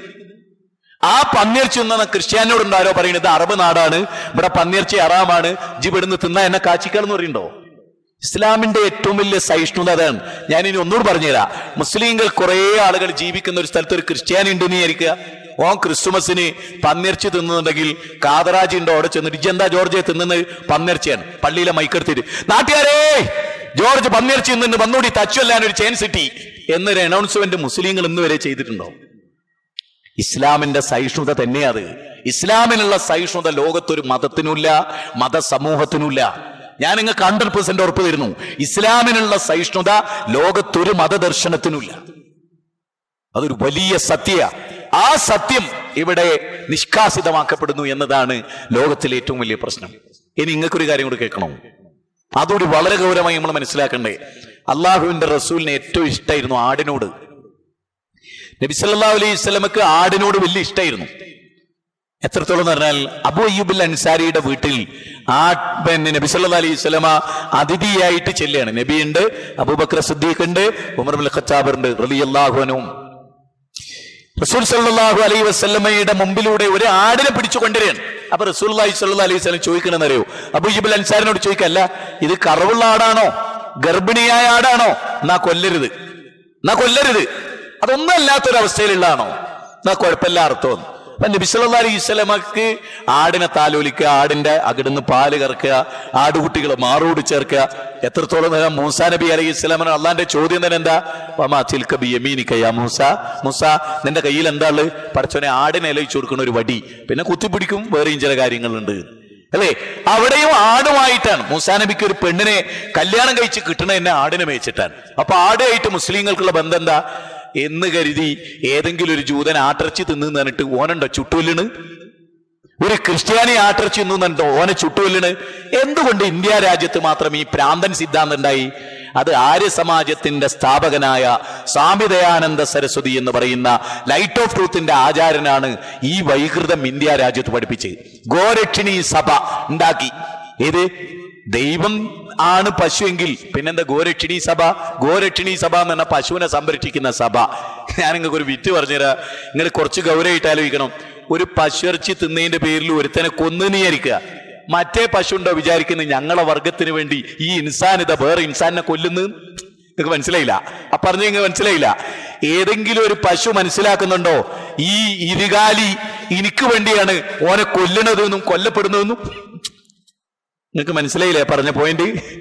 ഈ മനുഷ്യൻ പശുവിന്റെ മാത്തത്തിന് വേണ്ടിയാണ് മരിക്കണെന്ന് ഈ പശുവിനറിയോ? എനിക്ക് വേണ്ടി ഓൻ രക്തസാക്ഷിയായി 20 പേരെ വെള്ളത്തിൽ മുങ്ങി മരിക്കുന്നിടത്ത് നിന്ന് രക്ഷപ്പെടുത്തി. മനോഹരൻ നൗഷാദ് എന്തിനാ മരിച്ചതെന്ന് ലോകത്തെല്ലാവർക്കും അറിഞ്ഞൂടെ? ഈ പശുവിനറിയോ ഇവൻ എനിക്ക് വേണ്ടി അഖലാഖനെ കൊന്നതെന്ന്? ഞാൻ പറയുന്നത്, എന്റെ പ്രിയപ്പെട്ട ഹൈന്ദവരോട് എനിക്ക് പറയാനുള്ളത്, കുറച്ചൊക്കെ ദൈവം തന്ന തലച്ചോറ് വർക്ക് ചെയ്യുക, ഇതിനൊന്നും ഒരു കുഴപ്പമില്ല. അതിനൊരു കുഴപ്പമില്ല സുഹൃത്തുക്കളെ, നല്ലോണം ആലോചിക്കുക. ഇസ്ലാം, ഞാൻ പറയുന്നു, ഏറ്റവും വലിയ ബുദ്ധിജീവികൾക്ക് സ്വീകരിക്കാൻ പറ്റിയ മതമാണ് ഇസ്ലാം. ബുദ്ധിയുള്ളവർക്ക് ലോകത്തുങ്ങൾ ഇത് എനിക്ക് മനസ്സിൽ വല്ലാത്ത വേദന തോന്നുക. മനുഷ്യരെ സ്നേഹിക്കുന്നവർക്ക് അത് ഉണ്ടാവും, ഹൃദയത്തിൽ വേദന. ഈ നമ്മുടെ നാട്ടിലൊക്കെ നടക്കുന്ന കഥകൾ ആലോചിച്ചു. സൂര്യനെയും ചന്ദ്രനെയും നക്ഷത്രങ്ങളെയും ലോകത്തെയും സൃഷ്ടിച്ചൊരു നാഥനെ തിരിച്ചറിയാതെ നമ്മൾ സാധാരണ ശാസ്ത്രകാരന്മാരെ കുറിച്ചൊക്കെ പറയാറുണ്ട്. ഞാൻ നിങ്ങളോട് പറയട്ടെ, പടച്ചോനെ കണ്ടെത്താത്ത ഒരുത്തനും ബുദ്ധിജീവിയല്ല, ഓൻ പൊട്ടനാണ്. ഇവിടെ ഇർഫാൻ ഓതിയ ആയത്ത് വിശദീകരിക്കാൻ മൂപ്പർക്ക് സമയമില്ലാത്തതുകൊണ്ട് ഞാൻ അതിനോട് ഒരു അനുബന്ധം ചേർത്തോട്ടെ. നിങ്ങൾ ആ ആയത്ത് ശരിക്കും കേട്ടോ? അദ്ദേഹം ഉദ്ധരിച്ചു, നിങ്ങൾ കേട്ടോ? ഖുർആനിലെ 3-ാം അധ്യായം സൂറത്ത് ആൽ ഇംറാനിലെ 18-ാമത്തെ ആയത്താണ് അദ്ദേഹം ഉദ്ധരിച്ച്. പിന്നെ സൂറത്ത് മുജാദല 58-ാം അധ്യായം 11-ാമത്തെ വചനാണ് പിന്നെ ഉദ്ധരിച്ച്. എന്താ ഇതിന് അർത്ഥം എന്ന് വല്ലതും നിങ്ങൾ തിരിഞ്ഞോ? ഷഹിദല്ലാഹു അന്നഹു ലാ ഇലാഹ ഇല്ലാ ഹുവൽ മലായികത്തു വ ഉലുൽ ഇൽമി ഖായിമൻ ബിൽ ഖിസ്ത്. അപാരമായ ഒരു പ്രയോഗം. എന്താ പറയുക? അള്ളാഹ് സാക്ഷ്യം വഹിച്ചിരിക്കുക, അല്ലാതെ ആരാധനക്ക് അർഹനില്ല. ലോകത്തിലെ കോടിക്കണക്കിന് മാലാകമാരും സാക്ഷ്യം വഹിച്ചിരിക്കുന്നു, അല്ലാതെ ആരാധനക്ക് അർഹനില്ല. പിന്നെ ഖുർആൻ പ്രയോഗിക്കുന്ന പ്രയോഗം എന്താ? ഇൽമുള്ള ആളുകളും അല്ലാതെ ആരാധനക്ക് അർഹനില്ല എന്ന് സാക്ഷ്യം വഹിച്ചിരിക്കുന്നു. ശരിക്കുള്ള ഇൽമുള്ളവൻ ആരറിയോ? ആലിമ്, പടച്ചോന്റെ ഏകത്വം തിരിച്ചറിയുന്നവനാണ് ലോകത്തിലെ ഏറ്റവും വലിയ ബുദ്ധിജീവി. രാഷ്ട്രപതിയല്ല. APJ അബ്ദുൽ കലാമിനെ പോലെ രാഷ്ട്രപതി പദം പട്ടത്തിൽ ഇരുന്നിട്ട് പടച്ചോനെ മനസ്സിലാക്കിയിട്ടില്ലെങ്കിലേ ഓനൊരു ബുദ്ധിയില്ല. ഇത് മനസ്സിലായിക്കോളി. ആൽബർട്ട് ഐൻസ്റ്റീൻ ആയാലും സർ ഐസക് ന്യൂട്ടൻ ആയാലും ഗ്രിഗർ മെൻഡൽ ആയാലും അള്ളാനെ കണ്ടെത്താൻ കഴിഞ്ഞിട്ടില്ലേ ഓൻ പൊട്ടനാണ് എന്ന് ഞാൻ പറയുന്നു. നിങ്ങൾക്ക് എന്നോട് എന്ത് തോന്നിയാലും. കാരണം എന്താ? അതോട് ഞാൻ നിങ്ങൾക്ക് ശരിക്കും ബോധ്യപ്പെടുത്തി തരാം. എന്താ കാരണം? ആ കാരണവും കൂടി നമ്മൾ നന്നായി ബോധ്യപ്പെടണം. എന്താ? ഒരു നല്ല കെട്ടിടം കണ്ടാല് നമ്മൾ എന്താ പറയാ? ഈ കെട്ടിടം ഉണ്ടാക്കിയ എഞ്ചിനീയർ ആരാടാ? തരക്കേടില്ലല്ലോ. നീ നമ്മൾ പറയും ഒരു ഭൂമിക്കൊരു ചരമഗീതം എന്നുള്ള കവിത കേട്ടാൽ നമ്മൾ ഉടനെ ചോദിക്കും, ആരാടാ കവിത രചിച്ച്? ഉഷാറൻ. ആരാടാ എന്ന ചോദ്യം എപ്പോഴും നമ്മുടെ മനസ്സിലുണ്ടാവും അല്ലേ? സ്വാഭാവികല്ലേ? ഒരു നല്ല ഡ്രസ്സ് സ്റ്റിച്ച് ചെയ്ത് നമ്മൾ ആ സ്റ്റിച്ച് നടത്തിയ പിന്നെ ടൈലർ ഷോപ്പ് കണ്ട തരക്കേടില്ലല്ലോ, ഉഗ്രൻ. ആരാടത്? അതിൻ്റെ ഒരു സുഹൃത്തുണ്ട് പ്രമോദ് എന്ന് പറഞ്ഞിട്ട്, അപാര ടൈലറാണ് എന്ന് ഇതെല്ലാം നമ്മൾ പറയും. ഈ പ്രപഞ്ചത്തെ കണ്ടിട്ട് ഇതിന്റെ പിന്നിൽ ഒരു സിട്ടാവുണ്ട് എന്നുള്ള അന്വേഷണത്തിലേക്ക് ബുദ്ധി വികസിക്കാത്ത രാഷ്ട്രപതിയും പ്രധാനമന്ത്രിയും ബുദ്ധിജീവിയാന്ന് പറയാൻ വിവരമുള്ളവർക്ക് ബുദ്ധിമുട്ടുണ്ട്.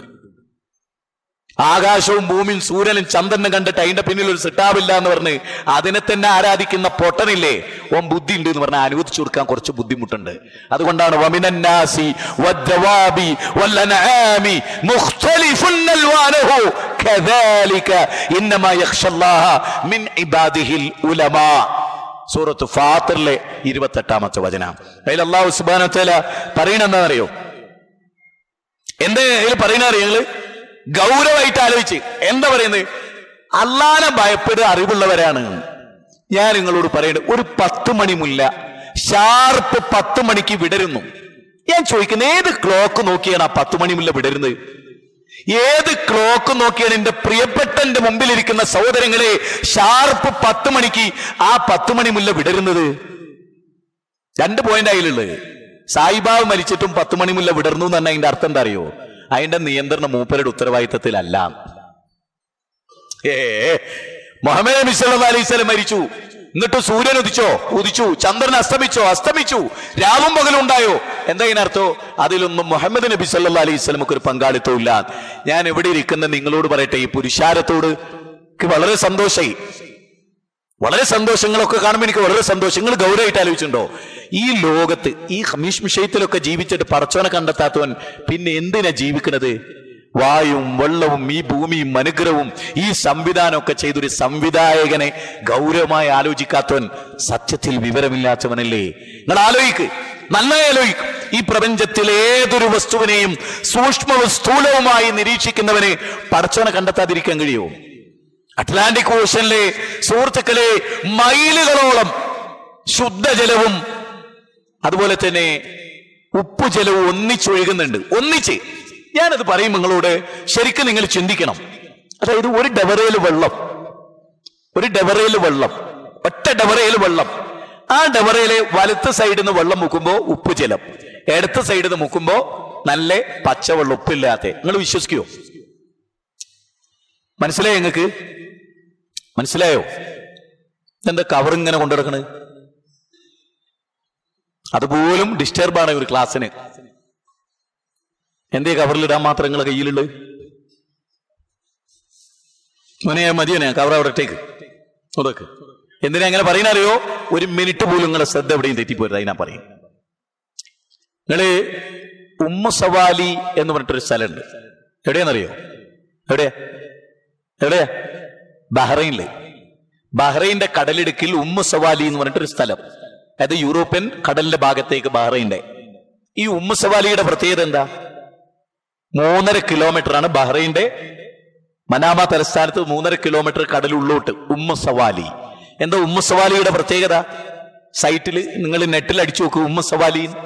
എന്താ പ്രത്യേകത? ഞാൻ നിങ്ങൾക്ക് എളുപ്പത്തിൽ മനസ്സിലാക്കി തരുന്ന ഉദാഹരണം പറയാം. ഒരു കിണറിന് ഒരു ബക്കറ്റിൽ വെള്ളം മുക്കി. എളുപ്പത്തിൽ ഏത് നാടൻ മനുഷ്യനും ഉൾക്കൊള്ളാൻ. ഒരു കിണറിൽ ഒറ്റ ബക്കറ്റിൽ വെള്ളം കോരിയിട്ട് ആ ബക്കറ്റിലെ വെള്ളത്തിന്റെ ഒരു സൈഡ് ഉപ്പുജലം, ഒരു സൈഡ് ശുദ്ധജലം. നിങ്ങൾ അത്ഭുതപ്പെടുവോ? ഒരു കിണറിന് ഒരു ബക്കറ്റ് വെള്ളം കോരിയിട്ട് ആ ബക്കറ്റ് തന്നെ ഒരു സൈഡില് എന്നാ ഒരേ വെള്ളം, പക്ഷെ അതിന് എവിടെയാ മറ? അത് കാണാനില്ല. അല്ലാഹു സുബ്ഹാനഹു വ തആല വിശുദ്ധ ഖുർആനിൽ എന്താ പറഞ്ഞേ?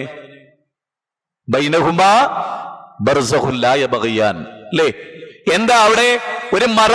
ഈ ഉമ്മു സവാലിയുടെ പ്രത്യേകത അറിയുന്നത്?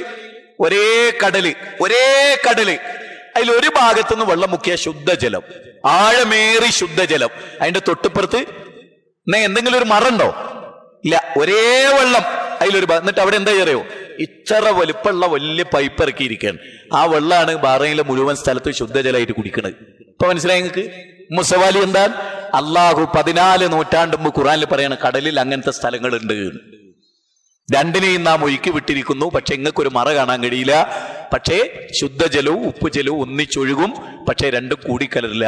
ഇത് 1400 വർഷം മുമ്പ് പറഞ്ഞിട്ട് അതിപ്പോ ബോധ്യപ്പെടുകയാണ് മനുഷ്യർക്ക്. അതുകൊണ്ട് ആ ഗ്രന്ഥം മനുഷ്യരെ സത്യത്തിലേക്കും ധർമ്മത്തിലേക്കും നയിക്കുന്നു. ഇനി ഞാൻ നിങ്ങളോട് ഇസ്ലാമിന്റെ യുദ്ധം, ഇസ്ലാം എന്തിനു വേണ്ടി യുദ്ധം ചെയ്തു? ഖുർആന്റെ കോപ്പി എടുത്തിരോ? ഇസ്ലാം എന്തിനു വേണ്ടി യുദ്ധം ചെയ്തു? അത് വളരെ പ്രാധാന്യത്തോടുകൂടി നമ്മൾ മനസ്സിലാക്കേണ്ടതാണ്. ഞാൻ ഒരു കാര്യങ്ങളോട് പറയട്ടെ. ഇസ്ലാം എന്തിന് യുദ്ധം ചെയ്തു? അധികാരത്തിന് വേണ്ടി യുദ്ധം ചെയ്തോ? അധികാരത്തിന് വേണ്ടി ഇല്ല എന്നാണ് എനിക്ക് നിങ്ങളോട് പറയാനുള്ളത്. പെണ്ണിന് വേണ്ടി യുദ്ധം ചെയ്തോ ഇസ്ലാം? ഇല്ല എന്നാണ് എനിക്ക് നിങ്ങളോട് പറയാനുള്ളത്. ഭൂമിക്ക് വേണ്ടി യുദ്ധം ചെയ്തോ ഇസ്ലാം? ഇല്ല എന്നാണ് എനിക്ക് നിങ്ങളോട് പറയാനുള്ളത്. മഹാഭാരത യുദ്ധം എന്തിനായിരുന്നു? എന്തിനാന്ന് ഞാൻ പറയില്ല, നിങ്ങൾ പരിശോധിച്ചോ. കലിംഗ യുദ്ധം എന്തിനായിരുന്നു? നിങ്ങൾ പരിശോധിച്ചോ. ഫ്രഞ്ച് വിപ്ലവം എന്തിനായിരുന്നു? നിങ്ങൾ പരിശോധിച്ചോ. 2 ലോകമഹായുദ്ധങ്ങൾ എന്തിനായിരുന്നു? നിങ്ങൾ പരിശോധിച്ചോ. ഹിരോഷിമയിലും നാഗസാക്കിയിലും ബോംബിട്ട് എന്തിനായിരുന്നു? നിങ്ങൾ പരിശോധിച്ചോ. എന്നാൽ ബദർ യുദ്ധം ഉണ്ടായത് എന്തിനാ? ഞാൻ നിങ്ങൾക്ക് ഖുർആനിലെ ബദർ യുദ്ധത്തെ പറ്റി പറയണ, ബദർ യുദ്ധം ഉണ്ടായതിനെ പറ്റി പറയണേ ഭാഗം ഒന്ന് വായിച്ച് കേൾപ്പിക്കാം. അള്ളാഹ് എന്താ പറഞ്ഞാൽ നിങ്ങൾ, ഞാൻ ആ ഭാഗം തന്നെ കേൾപ്പിച്ചിരുന്നു. സൂറത്ത് ഹജ്ജ് 22-ാം അധ്യായം 39, 40, 41 വചനങ്ങളിൽ അള്ളാഹു സുബ്ഹാനഹു വ തആല പറയാണ് എന്തിനായിരുന്നു ഇസ്ലാമിലെ യുദ്ധം. അത് നിങ്ങളൊന്ന് കേട്ടോളൂ. ഞാൻ ആ ഭാഗം നിങ്ങൾക്ക് ഓതി കേൾപ്പിച്ചു തരാം. സൂറത്ത് ഹജ്ജ് 22-ാം അധ്യായമാണ്. ആ അധ്യായത്തിൽ നിന്ന് നിങ്ങൾ ശരിക്കൊന്ന് ശ്രദ്ധിക്കാം. അള്ളാഹു സുബ്ഹാനഹു വ തആല പറയാണ് ഉദിന ലില്ലദീന യുഖാതലൂന ബിഅന്നഹും ളുലിമു വഇന്നല്ലാഹ അലാ നസ്രിഹിം ലഖദീർ വല്ലദീന ഉഖ്രിജൂ മിൻ ദിയാരിഹിം ബിഗൈരി ഹഖിൻ ഇല്ലാ അൻ യഖൂലു റബ്ബുനല്ലാഹ്. ആയത്ത് ശരിക്കും മനസ്സിലാക്കുക. ഉദിന ലില്ലദീന യുഖാതലൂന ബിഅന്നഹും ളുലിമു, ആക്രമിക്കപ്പെട്ടിരിക്കുന്നു എന്ന കാരണത്താൽ തിരിച്ചടിക്കാൻ മുസ്ലിമീങ്ങൾക്ക് അള്ളാഹു പെർമിഷൻ നൽകുകയാണ് മദീനയില് ബദർ യുദ്ധത്തില്. എന്നിട്ട് അള്ളാഹു പറയാണ് അള്ളാഹു അവരെ സഹായിക്കാൻ കഴിവുള്ളവനാണ്. എന്നിട്ട് പറയണത് ശരിക്കും ശ്രദ്ധിച്ചോളൂ. മുസ്ലിങ്ങൾ എന്തിനാണ് യുദ്ധം ചെയ്ത്? അത് മുസ്ലിങ്ങൾ മനസ്സിലാക്കണം. കേവല അധികാരം പിടിച്ചടക്കാനോ ഭരണം സ്ഥാപിക്കാനോ ജനങ്ങളെ അതിക്രമിച്ച് കയറാനോ ഒന്നല്ല. അല്ല, ഇസ്ലാമിന് ഭരണം ഉണ്ടായിട്ടുണ്ട്, നല്ല ഭരണം ഉണ്ടായിട്ടുണ്ട്, നീതിപൂർവകമായി ഭരണം നടത്തിയിട്ടുണ്ട്. ഇസ്ലാം ഭരണം ഉൾപ്പെടെയുള്ള കാര്യങ്ങളിൽ ഇടപെട്ടിട്ടുണ്ട്. അതുകൂടി ഉൾപ്പെട്ടതാണ് ഇസ്ലാം. അതിലൊന്നും ആർക്കും സംശയമില്ല. പക്ഷെ ഇസ്ലാം യുദ്ധം ചെയ്തത് എന്തിന് എന്ന് അള്ളാഹ് പറയട്ടെ.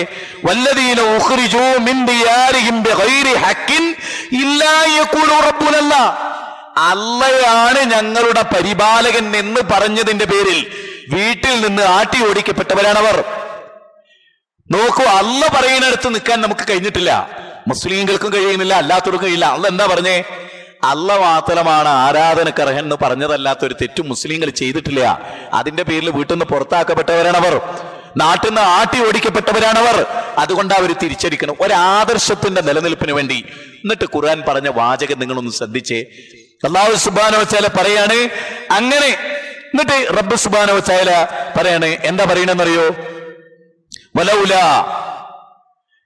എന്തിനാണ് ശരിക്ക് മനുഷ്യരിൽ ചിലരെ കൊണ്ട് തടുത്തിട്ടില്ലായിരുന്നെങ്കിൽ. അല്ലാഹ് പറയാൻ സൂറത്ത് ഹജ്ജിൽ പറയാൻ ചിലരിൽ ചിലരെ കൊണ്ട് തടുത്തിട്ടില്ലായിരുന്നെങ്കിൽ സന്യാസി മഠങ്ങൾ തകർക്കപ്പെടുമായിരുന്നു, യഹൂദ ദേവാലയങ്ങൾ തകർക്കപ്പെടുമായിരുന്നു, ക്രൈസ്തവ ദേവാലയങ്ങൾ തകർക്കപ്പെടുമായിരുന്നു, അല്ലാഹനെ ധാരാളമായി ഓർക്കുന്ന മസ്ജിദുകൾ തകർക്കപ്പെടുമായിരുന്നു. നിങ്ങൾക്ക് എന്തെങ്കിലും മനസ്സിലായോ? മുഹമ്മദ് നബി ആയുധെടുത്ത എന്തിനാ? ഒരു ഹിന്ദുവിന്, ഒരു സന്യാസിക്ക് ആ സന്യാസിയുടെ വിശ്വാസം അനുസരിച്ച് ജീവിക്കാനുള്ള ആദർശ സ്വാതന്ത്ര്യത്തിന് വേണ്ടി. ഒരു യഹൂദനെ ഓന്റെ ആദർശം റോങ് ആണെങ്കിലും ഓന്റെ ആദർശം ശരിയാണെന്നോ വിശ്വസിക്കുന്ന കാലത്തോളം ആ ആദർശം അനുസരിച്ച് ജീവിക്കാൻ ആ മനുഷ്യർക്ക് മതസ്വാതന്ത്ര്യം നേടിക്കൊടുക്കുന്നതിന് വേണ്ടി. അഥവാ ഒന്നുകൂടി നിങ്ങൾ മനസ്സിലാക്ക്, സെക്കുലർ ഇന്ത്യയിൽ എല്ലാ മതസമൂഹങ്ങൾക്കും അവരുടെ മതസ്വാതന്ത്ര്യത്തിന് വേണ്ടി ഒരാളെ നിലയുറപ്പിക്കുന്നുവെങ്കിൽ ആ പൊസിഷനിലായിരുന്നു ആര്? മുഹമ്മദ് നബി സല്ലല്ലാഹു അലൈഹി വസല്ലം. സൂറത്ത് ഹജ്ജാ പറയുന്നത് ഇസ്ലാം എന്തിനാ യുദ്ധം ചെയ്ത്? എല്ലാ വ്യത്യസ്ത മതസമൂഹങ്ങളുടെയും മതസ്വാതന്ത്ര്യം നിലനിൽക്കുന്നതിന് വേണ്ടി മുഹമ്മദ് നബി സല്ലല്ലാഹു അലൈഹി വസല്ലം ആയുധമേറ്റു. ഈ വചനം മനസ്സിരുത്തി വായിക്കണം ഇനി മുതൽ. ഈ വചനം മനസ്സിരുത്തി വായിക്കണം ഇനി മുതൽ. എന്താ അള്ളാഹ് പറഞ്ഞത്? മനുഷ്യർക്ക് അവരുടെ വിശ്വാസപ്രകാരം ജീവിക്കാൻ ലോകത്ത് അവകാശം ലഭിക്കുന്നതിന് വേണ്ടി ഏകദൈവ വിശ്വാസം മദീനയിൽ മക്കയിൽ പ്രചരിപ്പിച്ചിട്ട് ആട്ടിയോടിക്കപ്പെടുകയും തള്ളപ്പെടുകയും ചെയ്ത ഒരു ജനതയെ വീണ്ടും അവർ അതിക്രമിച്ചപ്പോ ഇനി ഇതിനോട് ചേർത്ത് വായിക്കേണ്ട ഒരു കാര്യം എന്താ? മുഹമ്മദ് നബി സല്ലല്ലാഹു അലൈഹി വസല്ലമ മദീനയിൽ യുദ്ധം ചെയ്യുന്ന കാലത്ത് നബി ആരാ? നബി സല്ലല്ലാഹു അലൈഹി വസല്ലം ഒരു രാജ്യത്തിന്റെ ഭരണാധികാരിയാണ്. ഒരു രാജ്യത്തിന്റെ ഭരണാധികാരിയാണ്. ഒരു ഭരണാധികാരി എന്ന നിലക്ക് അന്യ രാജ്യത്തുനിന്ന് ആളുകൾ ഒരു രാജ്യത്തെ കടന്ന് ആക്രമിക്കുമ്പോൾ അതിനെ തടുക്കുക എന്നുള്ളത് ആ ഭരണകൂടത്തിന്റെ പ്രാധാന്യമാണ്. അതാണ് നബി സല്ലല്ലാഹു അലൈഹി വസല്ലം അവിടെ ചെയ്തത്. അത് വളരെ ഗൗരവമായി നമ്മൾ പഠിക്കേണ്ടതാണ്. ഇനി യുദ്ധരംഗത്ത് റസൂൽ സല്ലല്ലാഹു അലൈഹി വസല്ലം പറഞ്ഞത് എന്താ? യുദ്ധരംഗത്ത് നബി സല്ലല്ലാഹു അലൈഹി വസല്ലം പറഞ്ഞ എന്താ? കുട്ടികളെ കൊല്ലരുത് ട്ടോ. പേർത്തും നബി യുദ്ധത്തിന് പോകുന്ന മുസ്ലിമീങ്ങളോട് എന്താ പറയണേ? നോക്ക്, മുസ്ലിം ചെറുപ്പക്കാരോട് യുവാക്കളോട് നബി എന്താ പറയണേ? അള്ളാന്റെ നാമത്തിൽ, റസൂലിന്റെ നാമത്തിൽ അരുത്. നിങ്ങൾ കുട്ടികളെ കൊല്ലരുത്. 1, നിങ്ങൾ അവരിലെ സ്ത്രീകളെ കൊല്ലരുത്. 2, അവരുടെ മഠാധിപതികളെ നശിപ്പിക്കരുത്, അവരുടെ മഠങ്ങൾ നശിപ്പിക്കരുത്. തീർന്നില്ല, അവരുടെ പൊതുമുതലുകൾ നശിപ്പിക്കരുത്. തീർന്നില്ല, അവരുടെ ജലതടാകങ്ങൾ നശിപ്പിക്കരുത്. തീർന്നില്ല, അവരുടെ ഉൽപ്പന്നങ്ങൾ ഉൽപ്പാദിപ്പിക്കപ്പെടുന്ന ചെടികളോ വൃക്ഷങ്ങളോ നശിപ്പിക്കരുത്. ഒരു യുദ്ധരംഗത്ത് ഇത്രയേറെ നിർദ്ദേശം നൽകിയ ഏത് നേതാവുണ്ട് മനുഷ്യരെ ലോകത്ത്? കുട്ടികളെ കൊല്ലരുത്, സ്ത്രീകളെ കൊല്ലരുത്, വൃക്ഷങ്ങൾ മുറിച്ചു കളയരുത്, ജലതടാകങ്ങൾ നശിപ്പിക്കരുത്, അവരുടെ സന്യാസി മഠങ്ങൾ തകർക്കരുത് എന്ന് ലോകത്തോട് പറയുന്ന ഒരു വിശ്വാചാര്യൻ വേറെ ഏതുണ്ട്? ഇനിയോ യുദ്ധരംഗത്ത് കുട്ടികൾ കൊല്ലപ്പെട്ടത് കണ്ടു. പ്രവാചക തിരുമേനി, പാകിസ്ഥാനിലെ കുട്ടികളെ കൊന്നില്ലേ? ഇസ്ലാം ചോദിക്കണു. ഇസ്ലാം അല്ല കൊന്നത്, അമേരിക്കൻ പട്ടാളാ കൊന്നത്. അമേരിക്കൻ പട്ടാള, USA എന്ന് എഴുതിയിട്ടുള്ള ചാപ്പ കുത്തിയ പട്ടാളക്കാരാ കൊന്നത്. സംശയമുണ്ട് നിങ്ങൾക്ക്? ഇന്ത്യയില് ബജ്റംഗ് മഹാരാഷ്ട്രയിലെ ആസ്ഥാനത്ത് ബോംബ് പൊട്ടിയല്ലോ, കുറച്ചു കൊല്ലങ്ങൾക്ക് മുമ്പുള്ള കഥ. ഞങ്ങൾക്ക് ഓർമ്മ ഉണ്ടാവില്ല, പക്ഷെ എനിക്കത് ഓർക്കൽ പ്രാധാന്യമാണ്. മഹാരാഷ്ട്രയിൽ ബജ്റംഗ് ഓഫീസിൽ ബോംബ് പൊട്ടിയല്ലോ. ബോംബ് നിർമ്മിക്കുന്നതിനിടയിൽ ഹേമന്ത് കർക്കറെ ആദ്യം ചെക്ക് ചെയ്ത സംഭവം. ഹേമന്ത് കർക്കറെ എന്തുകൊണ്ട് കൊല്ലപ്പെട്ടു നിങ്ങൾക്ക് ഞാൻ പറഞ്ഞുതരാം. ഹേമന്ത് കർക്കറെ ബജ്റംഗ് അവിടെ ചെന്നപ്പോ കണ്ട കാഴ്ച എന്താ? കൃത്രിമ താടി, കൃത്രിമ തൊപ്പി, കൃത്രിമ ജുബ്ബ. ആർക്ക്? RSS ആർക്കും BJP-ക്കാർക്കും. എന്തിന് ഇത് ചെയ്ത്? മുസ്ലിമാന്ന് വരുത്തി തീർക്കാൻ. ഇനി നിങ്ങൾക്ക് ഈ ഇപ്പോഴത്തെ അവസ്ഥ, ഇപ്പോഴത്തെ ലോകത്തിലെ അമേരിക്ക, ബ്രിട്ടൻ, അതുപോലെ ഇസ്രയേൽ ചെയ്യുന്ന പണി എന്താ അറിയുന്നത്? ജൂതനെ, ക്രിസ്ത്യാനിയെ മുസ്ലിം ആക്കി വളർത്തുക, ഓനെ ഖുർആൻ പഠിപ്പിക്കുക, ഓനെ പ്രബോധകനാക്കുക, ഓനെ പണ്ഡിതനാക്കുക, എന്നിട്ട് ഒരു പറ്റം പ്രാന്തൻ യുവാക്കൾക്ക് നേതൃത്വം നൽകുന്നവനാക്കുക. ഓൻ ക്രിസ്ത്യാനിയാണ് ഫലത്തില്. ഓൻ താടി വെച്ചിട്ടുണ്ട്, തൊപ്പിട്ടിട്ടുണ്ട്, ജുബ്ബിട്ടിട്ടുണ്ട്, അറബി വേഷിട്ടിട്ടുണ്ട്, ചില മുസ്ലിം സമൂഹത്തിന്റെ വേഷവിധാനങ്ങൾ സ്വീകരിച്ചിട്ടുണ്ട്. പക്ഷെ ഓൻ അടിസ്ഥാനപരമായി ജൂതനാണ്, ഓൻ അടിസ്ഥാനപരമായി ക്രിസ്ത്യാനിയാണ്. ലോകത്ത് എത്ര നടക്കുന്നുണ്ട് ഇപ്പൊ അങ്ങനെ? അതൊക്കെ ആരിവിടെ ജനങ്ങൾ വെളിവാക്കുന്നത്? ഹേമന്ത് കർക്കറെ കൊല്ലപ്പെടാൻ വേണ്ടിയാണ് താജും മബ്രോളിലും ബോംബാക്രമണം ഉണ്ടായത് എന്നുള്ളത് ആർക്കാ മനസ്സിലാത്ത? ഇപ്പൊ ഞാനിപ്പോ ഇന്ന് ഇരുന്ന് ചിന്തിച്ചൊരു കാര്യം ഞാൻ ഒരു സുഹൃത്തിനോട് പറഞ്ഞിട്ടുണ്ട്. ഒരു രാജ്യം, ബെൽജിയം എന്ന് പറയുന്ന ഒരു രാജ്യം, ആ രാജ്യത്തിന്റെ ഇന്റർനാഷണൽ എയർപോർട്ടിൽ ഈ ആയുധങ്ങളും കാര്യങ്ങളും ഒക്കെ കൊണ്ടുവന്നിട്ട് സ്വതന്ത്രമായിട്ട് ഉന്തുവണ്ടിയായിട്ട് ഒരു പോന്നിട്ടുണ്ട്. അതിന്റെ അർത്ഥം എന്താ അറിയോ? എയർപോർട്ടിലെ അധികൃതരും എയർപോർട്ടുകാരും അവിടുത്തെ ആളുകളും അറിഞ്ഞുകൊണ്ട് ഓല് സ്വതന്ത്രമായി. ഞാൻ നിങ്ങളോട് ചോദിക്കട്ടെ, ഒരു പോക്കറ്റിൽ താക്കോല് കീ നെല്ലിയാൽ നിങ്ങളെ ഇട്ട് വട്ടം കറക്കുന്ന നിങ്ങൾ ശ്രദ്ധിച്ചിട്ടില്ലേ?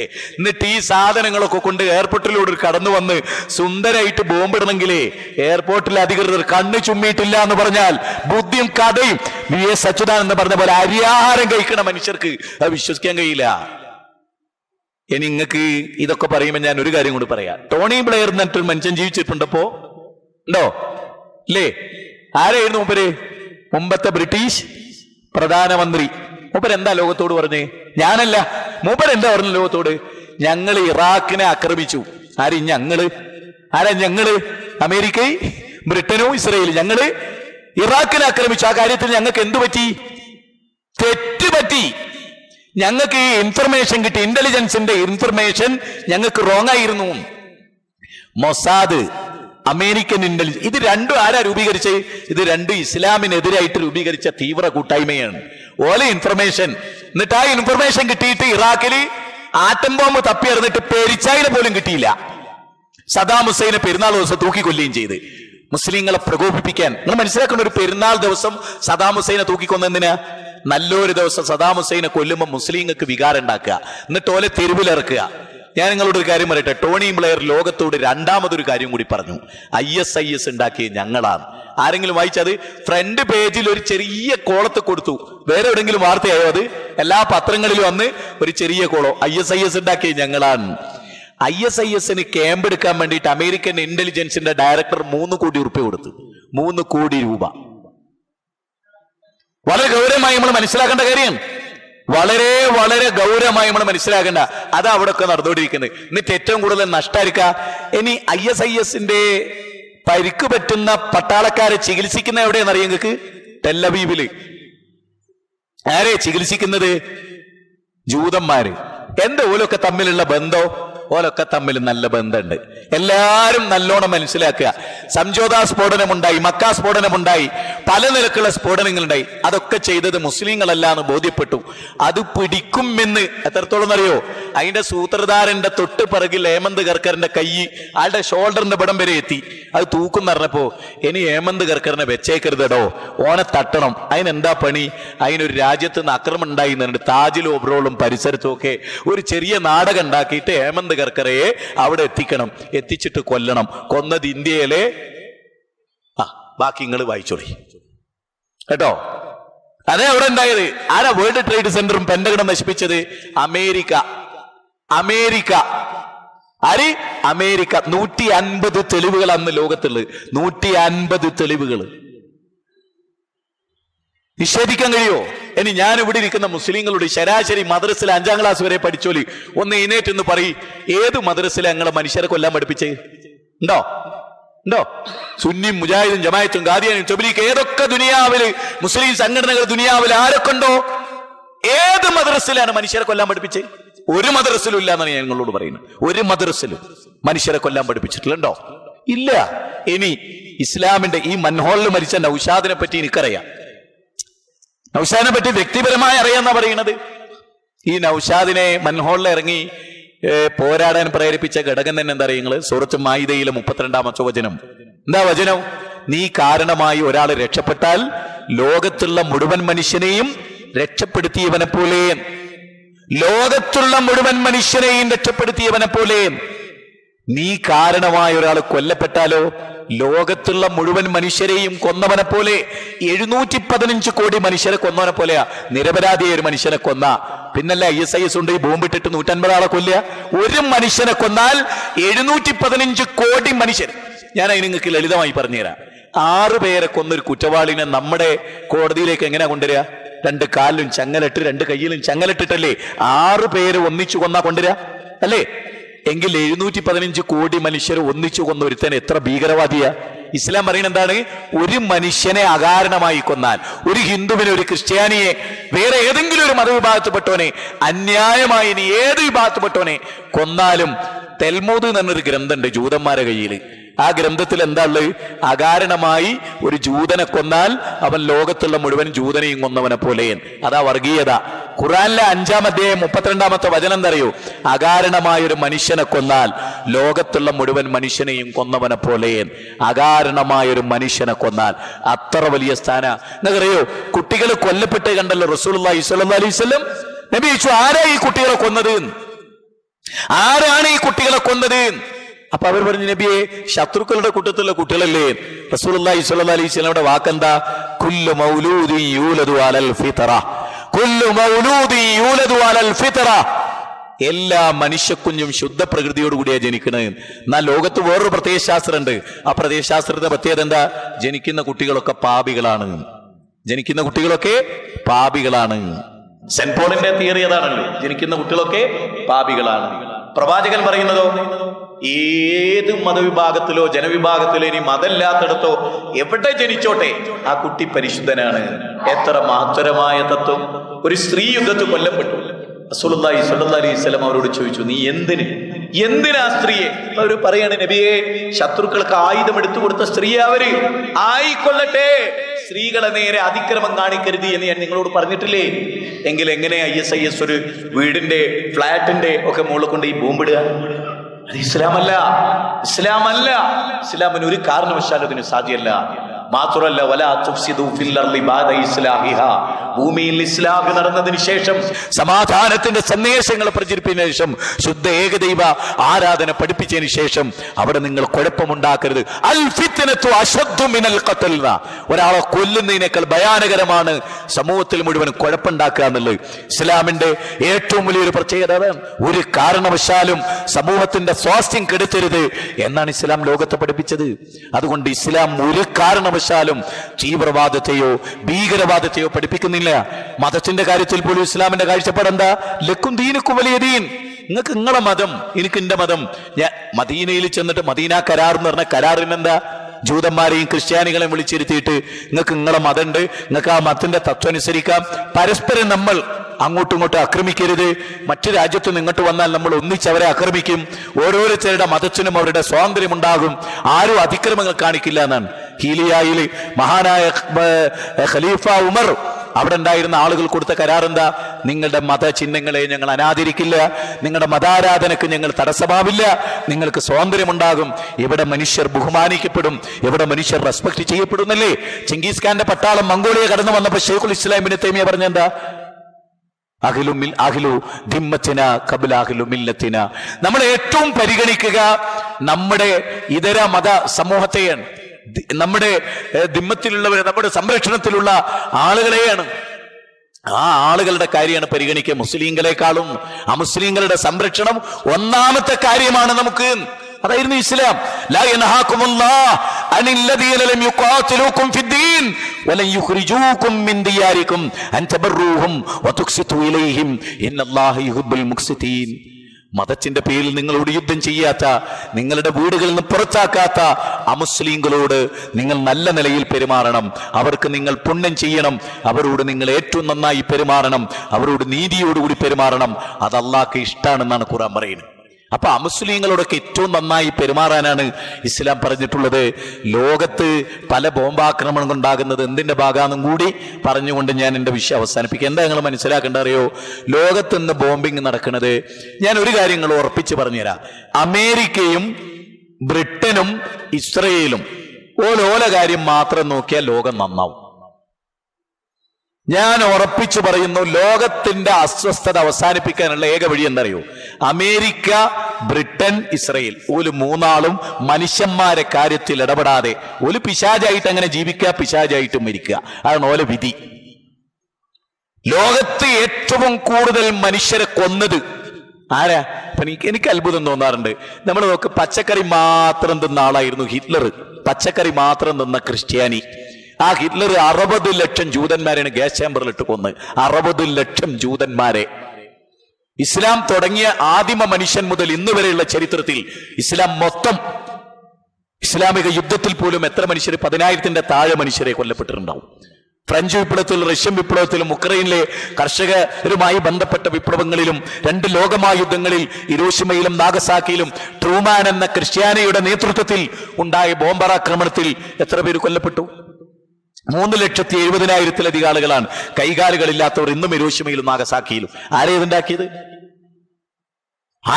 നിങ്ങൾ പരിശോധിച്ചോ. ഇനി മേനകൻ ബേഗണി എന്ന് പറയുന്ന ലോകം കണ്ടൊരു വലിയ ഭീകരവാദി ഉണ്ടായിരുന്നു, മേനകൻ ബേഗണി. നിങ്ങൾ നെറ്റിൽ പരിശോധിച്ച ആ പേര് അടിച്ചെടുത്ത്. ഈ മേനകൻ ബേഗണി ആരായിരുന്നു? 248 ബോംബാക്രമണങ്ങൾക്ക് നേതൃത്വം നൽകിയ ആര്? ഈ മേനകൻ ബേഗണി. മേനകൻ ബേഗണി പിന്നീട് ആരായി? ഇസ്രയേൽ പ്രധാനമന്ത്രിയായി. ഇസ്രയേൽ പ്രധാനമന്ത്രിയാകുക മാത്രമല്ല, പിന്നീട് സമാധാനത്തിലുള്ള നോബൽ സമ്മാനവും കിട്ടി. ആർക്ക്? ഈ മേനകൻ ബേഗണിക്ക്.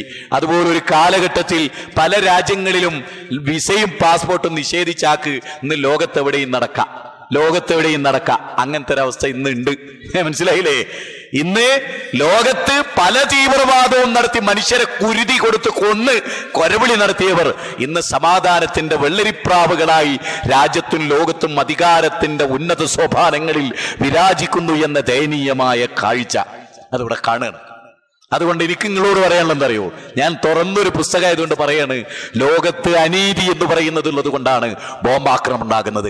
അമേരിക്കയും ബ്രിട്ടനും ഇസ്രയേലും ഇന്ത്യയും ലോകത്തുള്ള മൂന്നാംകിട രാജ്യങ്ങൾ ഉൾപ്പെടെയുള്ള ഭരണാധികാരികൾ ഒരു ജനതയോട് കാണിക്കുന്ന അസഹിഷ്ണുതയുടെയും അനീതിയുടെയും അനന്തര ഫലമാണ് ലോകത്ത് വീണുകൊണ്ടിരിക്കുന്ന ബോംബുകൾ. ഒന്ന്. രണ്ടാമത്തത്, പാശ്ചാത്യ സാമ്രാജ്യ ശക്തികൾക്ക് ഇസ്ലാമിനോട് വലിയ വെറുപ്പാ. അതിന്റെ കാരണം എന്തറിയോ? പെണ്ണിന്റെ സൗന്ദര്യവും മദ്യവും ലോട്ടറിയും ഇസ്ലാം ശക്തമായി വിലക്കി. ഈ 3 കാര്യങ്ങളുമാണ് സാമ്രാജ്യ ശക്തികൾക്ക് നിലനിൽക്കാൻ ആധാരം. ഇസ്ലാമിനെ ശരിക്ക് ജനങ്ങൾ പഠിച്ചാൽ, ഇസ്ലാമിനെ ശരിക്കറിഞ്ഞാൽ സാമ്രാജ്യത്വ ശക്തികൾക്ക് ഈ ലോകത്ത് നിലക്കാൻ കഴിയില്ല. അതുകൊണ്ട് ആരും ഇസ്ലാമിനെ പറ്റി പഠിക്കരുത്, ആരും മുഹമ്മദ് നബി സല്ലല്ലാഹു അലൈഹി വസല്ലമയെ പറ്റി പഠിക്കരുത് എന്ന് ഉള്ള അർത്ഥമാണുള്ളത് അല്ലേ? നമ്മുടെ മാതൃഭൂമിയിൽ വന്ന ലേഖനം പോലും നിങ്ങൾ ആലോചിച്ച് നോക്കൂ. എത്ര ഒരു വലിയ മതസമൂഹത്തെ പ്രകോപിപ്പിച്ചുകൊണ്ട് വന്നു. എന്നിട്ട് ആളുകൾ പറയണെന്താ? ഓല് മാപ്പ് പറഞ്ഞു. ഞാൻ നിങ്ങളോട് ഉറപ്പിച്ചു പറയുന്നു, മാതൃഭൂമി മാപ്പ് പറഞ്ഞിട്ടില്ല. നിങ്ങൾ എല്ലാവരും വിശ്വസിച്ചില്ലേ മാതൃഭൂമി മാപ്പ് പറഞ്ഞു? നിങ്ങൾ എവിടെ മാപ്പ് പറഞ്ഞു കണ്ട്? മാതൃഭൂമി മാപ്പ് പറഞ്ഞിട്ടില്ല. നിങ്ങൾ ആരെ തെറ്റിദ്ധരിപ്പിച്ച്? മാതൃഭൂമി മാപ്പ് പറഞ്ഞിട്ടില്ല. മാതൃഭൂമി മാപ്പ് പറഞ്ഞു എന്ന് പറയുന്നത് നിങ്ങൾ വായിക്കണ ആ സാധനം ഉണ്ടല്ലോ, അത് നിങ്ങൾ ഏത് കണ്ണോണ്ടാ വായിച്ചത്? അതിൽ മാപ്പ് എന്ന് പറഞ്ഞ ഒരു സംഗതിയല്ല. എന്ത് തെറ്റ് ചെയ്തതിനാ മാപ്പ് എന്നുണ്ടെങ്കിൽ നിങ്ങൾ വായിച്ചു. ഇപ്പൊ എടുത്തു നോക്കെ നിങ്ങളെ മൊബൈലിൽ എവിടെയെങ്കിലും മാതൃഭൂമി മാപ്പ് പറഞ്ഞു എന്നുള്ളതിൽ എന്ത് വിഷയത്തിൽ ഒരു മാപ്പ് പറഞ്ഞു ഉണ്ടെങ്കിൽ വായിച്ചിട്ടില്ലല്ലേ ശരിക്ക്? എന്നാ ശരിക്ക് വായിച്ചു നോക്ക്. ഒന്നാം തരം തട്ടിപ്പാണ്. ഒന്നാം തരം തട്ടിപ്പ്. തിരിച്ചറിയാൻ കഴിയില്ല. നമുക്ക് തിരിച്ചറിയാൻ കഴിയില്ല അല്ലേ പലപ്പോഴും. അതുകൊണ്ട് നല്ല കാര്യബോധം ലോകത്തുണ്ട്. നമ്മൾ ഒരു ജനതക്ക് എതിരല്ല. ഇസ്ലാമിനെ സംബന്ധിച്ചിടത്തോളം ഇസ്ലാമിന്റെ ഒരു പ്രത്യേകത, ഇസ്ലാമിന്റെ ഒരു ആദർശമുണ്ട്. മരണത്തിന് ശേഷം ഒരു ജീവിതമുണ്ട്, നരകമുണ്ട്, സ്വർഗമുണ്ട്. അവിടുത്തെ രക്ഷയാണ് രക്ഷ. മഹാഭാരത യുദ്ധം നടക്കുമ്പോൾ പോലും അർജുനനോട് എന്താ പറയുന്നത്? ഹതോവ പ്രാപ്സസി സ്വർഗം ജിതോവ ഭോക്ഷസേ മഹീം തസ്മാ ഉത്തിഷ്ഠ കൗധേയ യുദ്ധായ കൃത നിക്ഷയാന. ഭഗവത്ഗീതയിലെ 2-ാം അധ്യായം 37-ാമത്തെ ശ്ലോകം. ഈ യുദ്ധത്തിൽ കൊല്ലപ്പെട്ട സ്വർഗമുണ്ട് അർജുന എന്നാ പറയുന്നത്. ഇസ്ലാമിനെ സംബന്ധിച്ചിടത്തോളം സ്വർഗവും നരകവും ഉണ്ട്. ആ നരകത്തിൽ രക്ഷ തേടിക്കൊണ്ട് ശുദ്ധമായ ഏകദൈവാരാധന, പ്രവാചകന്റെ ജീവിതം. നിങ്ങൾ ആരെങ്കിലും ആലോചിച്ചിട്ടുണ്ടോ? ലോകത്ത് മുഹമ്മദ് നബി സല്ലല്ലാഹു അലൈഹി വസല്ലം വിട പറയുമ്പോൾ ലോകത്തിലെ എത്ര രാജ്യങ്ങൾ ഇസ്ലാമിനെ കൈനീട്ടി സ്വീകരിച്ചു? ആർത്തിയോടുകൂടി. ഒരു കാര്യം കൂടി പറഞ്ഞുതരാം. അമേരിക്കയിലെ സെപ്റ്റംബർ 11 ശേഷം ഇസ്ലാം ഏറ്റവും കൂടുതൽ വളർന്നു. ലോകത്ത് ഏറ്റവും കൂടുതൽ ഇസ്ലാം വളരുന്ന ഇപ്പോഴാ, ഈ ബോംബാക്രമൊക്കെ നടക്കുന്നതിനിടയിൽ. ഇപ്പൊ എനിക്ക് തന്നെ കേരളത്തിൽ നടക്കണ ഇസ്ലാം സ്വീകരിക്കുന്നവരുടെ രംഗം ഞാൻ ഇവിടെ ഔട്ട് ചെയ്യില്ല. അപാര വേഗതയിലാണ്. എന്താ കാരണം അറിയുങ്ങള്? ഈ പ്രചണ്ഡമായ പ്രചരണമൊക്കെ ഉള്ളപ്പോഴും ഇസ്ലാം എന്താന്ന് പഠിക്കാൻ ആളുകൾ തയ്യാറാണ്. ഇസ്ലാം എന്താന്ന് മനസ്സിലാക്കാൻ. ഇസ്ലാം അള്ളാന്റെ മത, ലോകത്തിന്റെ സൃഷ്ടാവ് അവതരിപ്പിച്ച മത. ഇസ്ലാമിന്റെ ഒരു പ്രത്യേകത എന്താ? ലോകത്തിനൊരു പടച്ചോൻ ഉണ്ട് എന്നാ പറയുന്നത്. ലോകത്തിനൊരു പടച്ചോൻ, ഒറ്റ പടച്ചോനേ ഉള്ളൂ.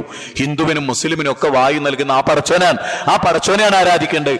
നമ്മുടെ സഹോദരങ്ങളാണ് എന്ന തത്വമാണ് ഇസ്ലാം ലോകത്തിന്റെ മുമ്പിൽ പ്രചരിപ്പിക്കുന്നത്. സർവശക്തനായ അള്ളാഹു ഹക്കും ബാത്തിലും വേർതിരിച്ച് മനസ്സിലാക്കി സമാധാന ചിത്തമായി ജീവിക്കാൻ അള്ളാഹു തൗഫീക്ക് ചെയ്യുമാറാകട്ടെ എന്ന് പ്രാർത്ഥിച്ചുകൊണ്ട് എൻ്റെ വാക്കുകൾ കേട്ട് നിങ്ങൾക്കെല്ലാം അഗൈതവമായ നന്ദി പ്രകാശിപ്പിച്ചുകൊണ്ട് ഇതിനെല്ലാം അവസരം തന്ന സർവശക്തനായ സർവലോക പരിപാലകനായ അള്ളാഹുവിനെ സ്തുതിച്ചുകൊണ്ട് കാര്യങ്ങൾ ഗ്രഹിക്കുന്നവർക്ക് എമ്പാടുമായി എന്ന് വിശ്വസിച്ചുകൊണ്ട് ഞാൻ എൻ്റെ വാക്കുകളോട് അവസാനിപ്പിക്കട്ടെ. റബ്ബന തഖബ്ബൽ മിന്നാ ഇന്നക അൻത സമീഉൽ അലീം വതുബ് അലൈനാ ഇന്നക അൻത തവ്വാബുർ റഹീം. റബ്ബന ഇഗ്ഫിർ ലനാ വലിഇഖ്വാനിന الذين سبقونا بالإيمان ولا تجعل في قلوبنا غلا للذين آمنوا ربنا إنك رؤوف رحيم. ربنا آتنا في الدنيا حسنة وفي الآخرة حسنة وقنا عذاب النار. آمين برحمتك يا أرحم الراحمين. السلام عليكم ورحمة الله وبركاته.